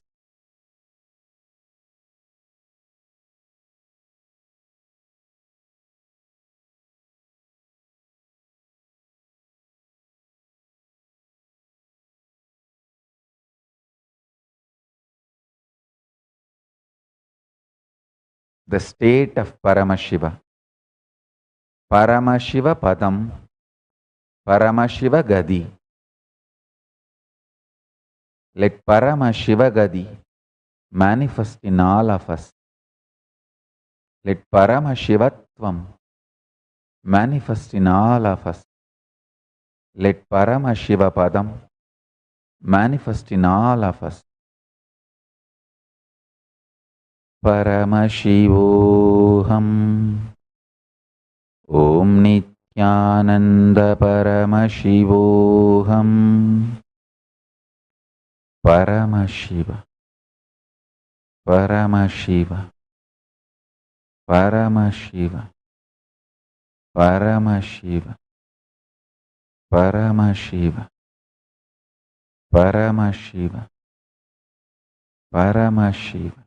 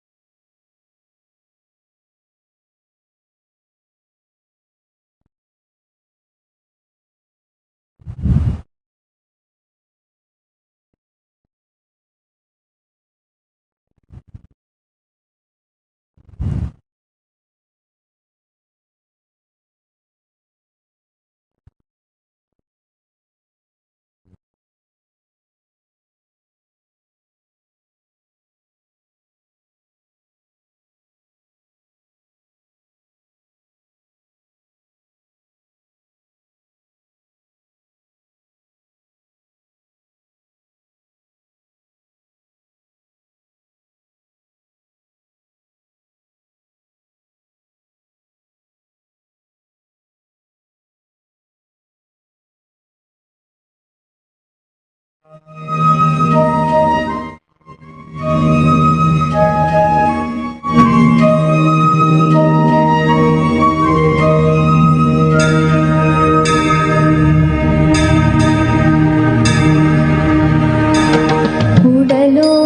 உயிர் தந்து உணர்வோடு மொழி தந்து உலகெங்கும் உயிர்ப்பானவன். புவி தந்து மலை தந்து கடல் தந்து நதி தந்து முகிலாகி மழையானவன். நித்யானந்த வயமானவன், நித்யானந்த வயமானவன்.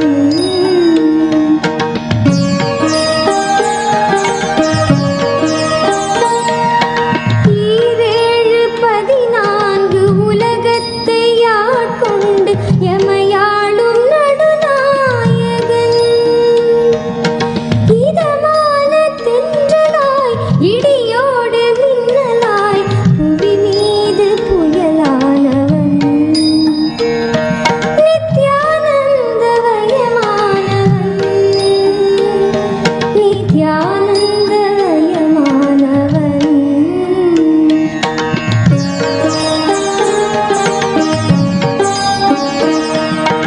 முதலாகி முடிவாகி மூச்சாகி பேச்சாகி முத்தமிழ் வித்தானவன்.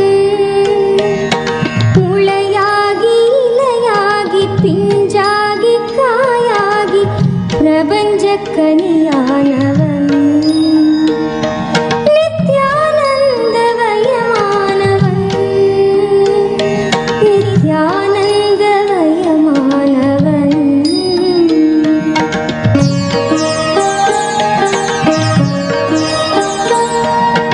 மலர் தந்து மனம் தந்து மகரந்த கனி தந்து மறைநூல்கள் பல தந்தவன்.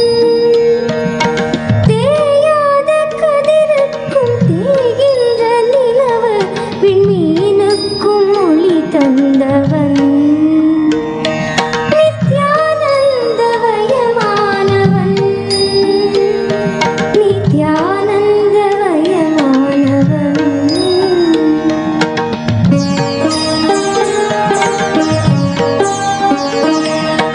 வானத்தின் மீதேறி நிலவென்னும் ஸ்ரீதேவி பூமிக்கு வந்து விட்டாள்.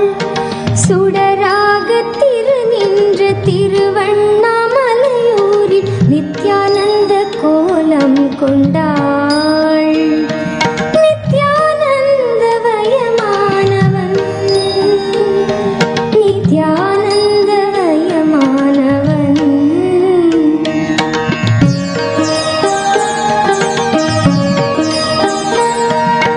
கசியாத கும்பத்தில் கலங்காத தீர்த்தமாய் கமழ்கின்ற கங்கையானாள். மசியாத ஞானமுடன் பசியாத ஞானமுடன் ரிஷி மூல விசையுமானாள். நித்யானந்த வயமானவன், நித்யானந்த வயமானவன்.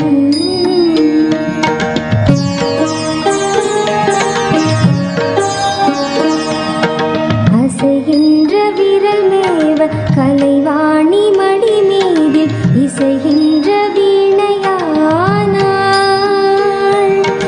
அசையாத மனதுக்குள் அம்பாளின் இசையாக ஆனந்தம் தரும் முனையானாள். நித்யானந்த வயமானவன், நித்யானந்த வயமானவன்.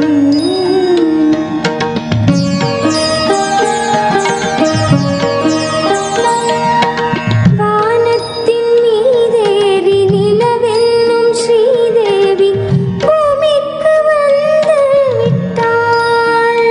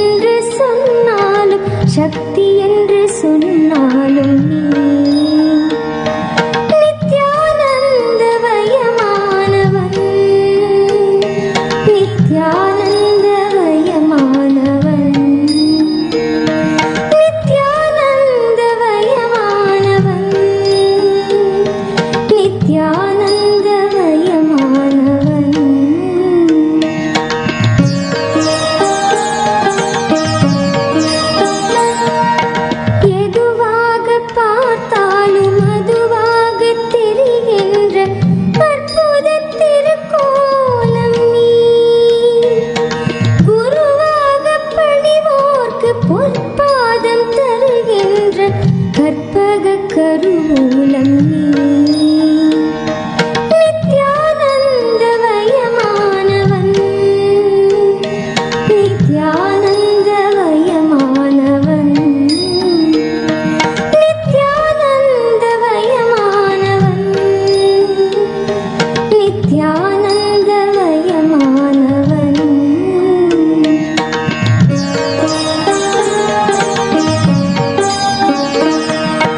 மகுடமிகு உச்சியும் மதி நிறைந்த நெற்றியும் பெற்ற பொற்றாமரை நீ தேவார மகிமையும் திருவாசக பெருமையும் திருக்குறள் அருமையும் நீ நித்யானந்தமயமானவன் நித்யானந்தமயமானவன் நித்யானந்தமயமானவன் நித்யானந்தமயமானவன்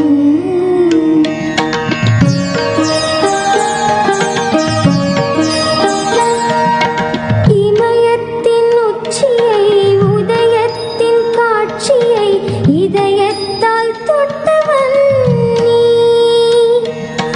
வினயத்தின் ஆட்சியை விதி செய்யும் ஆட்சியை ஞானத்தில் வென்றவன் நீ நித்யானந்தமயமானவன் நித்யானந்தமயமானவன் நித்யானந்தமயமானவன் நித்யானந்தமயமானவன் உடலோடு உயிர் தந்து உணர்வோடு மொழி தந்து உலகெங்கும் உயிர்ப்பானவன் புவி தந்து மலை தந்து கடல் தந்து நதி தந்து முகிலாகி மழையானவன் நித்யானந்தமயமானவன் நித்யானந்தமயமானவன்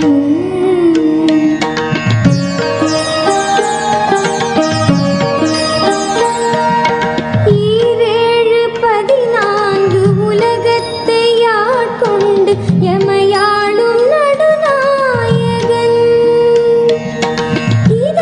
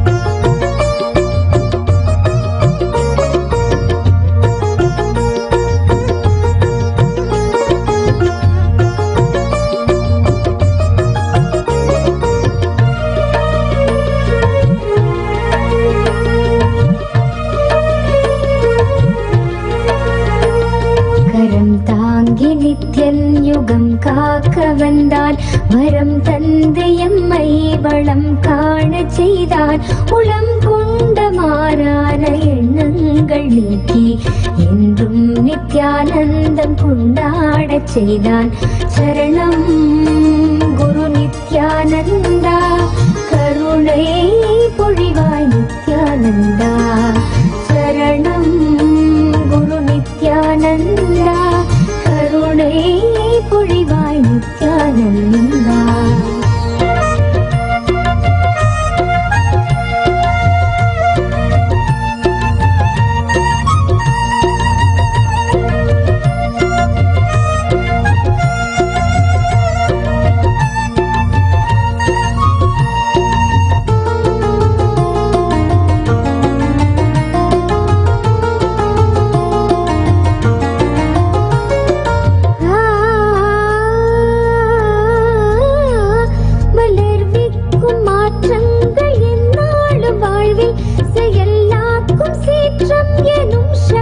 தன்னை மகிழ்வோடு நித்யன் விதை செய்து ஏற்றும் உயர் வாழ்வுதான் கல்பதரு தரிசன நேரம். சரணம் குரு நித்யானந்தா, கருணை பொழிவாய் நித்யானந்தா. சரணம் குரு நித்யானந்தா, கருணை பொழிவாய் நித்யானந்தா.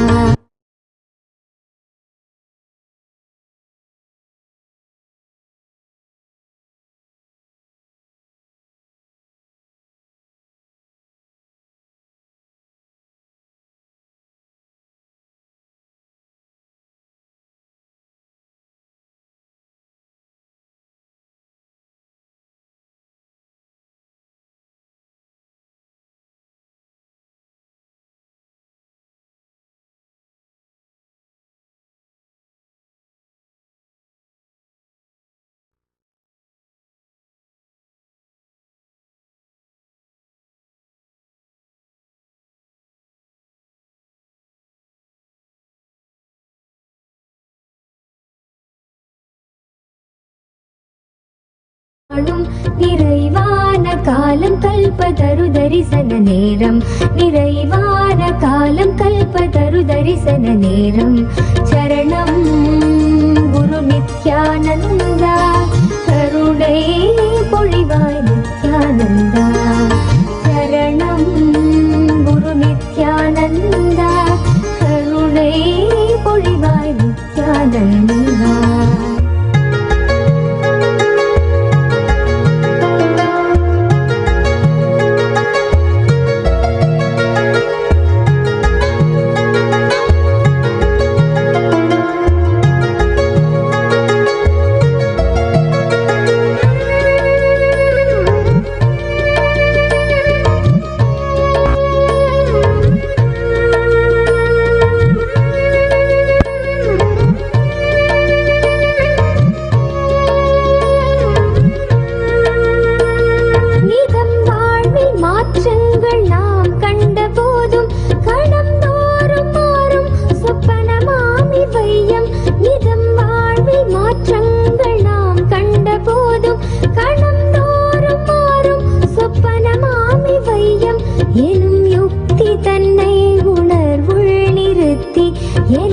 யுக்தி தன்னை உணர்வுள் நிறுத்தி ஜீவன் முக்தனாக்கும் கல்பதரு தரிசன நேரம்.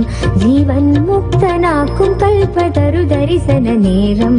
சரணம் குரு நித்யானந்தா, கருணை பொழிவாய் நித்யானந்தா. சரணம் குரு நித்யானந்தா, கருணை பொழிவாய் Nithyananda.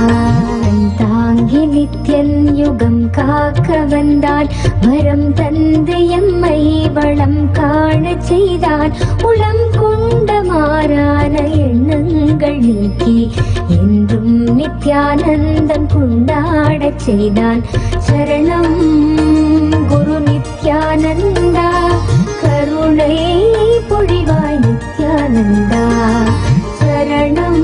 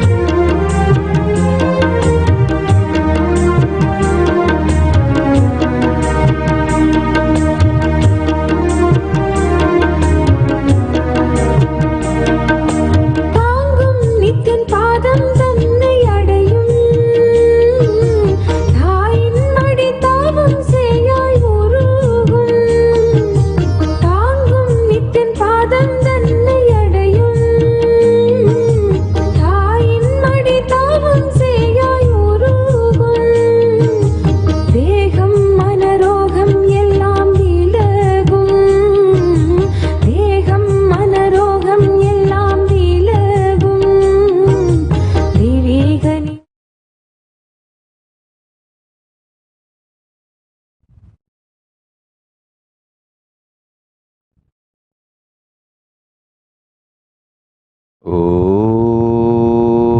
Nithyananda Paramashivoham.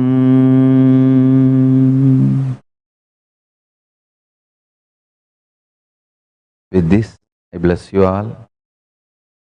Let's all radiate with integrity, authenticity, responsibility, enriching, causing, living Shuddhatvaita Saivam, the state, space, powers, being, superconsciousness, and Kailas of Paramashiva. Paramashivoham.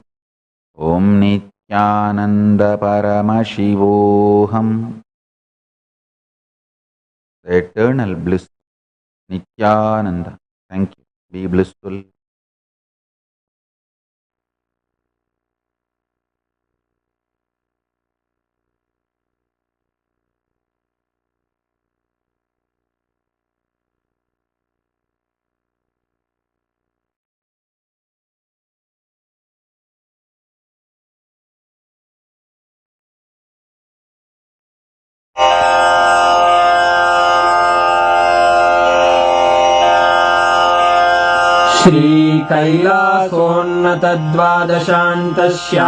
श्रीकैलासोन्नतद्वादशान्तश्यामलापीठारूढ श्रीमीनाक्षिसुन्दरेश्वरा भिन्नस्वरूप परशिवपुत्ररत्न Kumar गुरुमण्यतुल्यावतार श्रीपार्वतीस्तन्यपानलब्धदिव्यज्ञान विश्रुतसकलनिगमागमसारभूत द्राविडवेद प्रवक्त्रे श्रीमत्परमशिवकरुणासमधिगत मुक्तामय चतुरश्रयान गीयमान छत्रचामर श्रीचिह्नकाहलादि समस्त बिरदावल्यलङ्कृत ज्ञान विज्ञान चक्रवर्ती सर्वजन संघ सद्यो निर्वाण दीक्षा व्ययापवर्गवर्ष विश्राण जीमूत परमत कलभ केसरी शैव सिद्धांत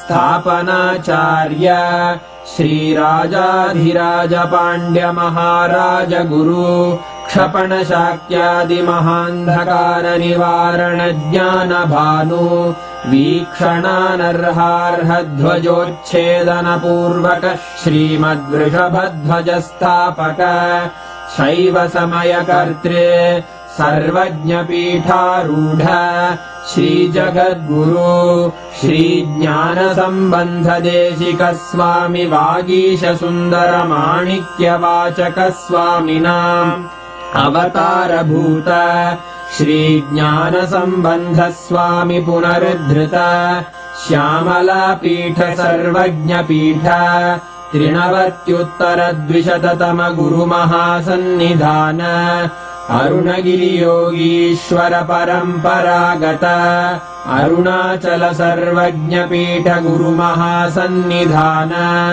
कैलास परंपरागत कांची कैलास सर्वज्ञ पीठ त्रयस्त्रिंशदुत्तर द्विशततम गुरु महासन्निधान नित्योत्सव नित्य मंगल नित्य कल्याण नित्य रजित कैलास परंपरागत आदि कैलास नित्यानंद पीठ महासंस्थान महासिंहासन पीठ कर्तः साक्षात् श्री परमशिव समुद्भूत कैलास परंपरागत वैवस्वत मनु इक्ष्वाकु हरिश्चंद्र भगीरथ श्रीरामचंद्र शूरसेन इत्यादि अनवच्छिन्न सार्वभौम चक्रवर्ती परंपरागत चतुष्षष्टि योगिनी मंडित चतुष्षष्टि संप्रदाय प्रवर्तक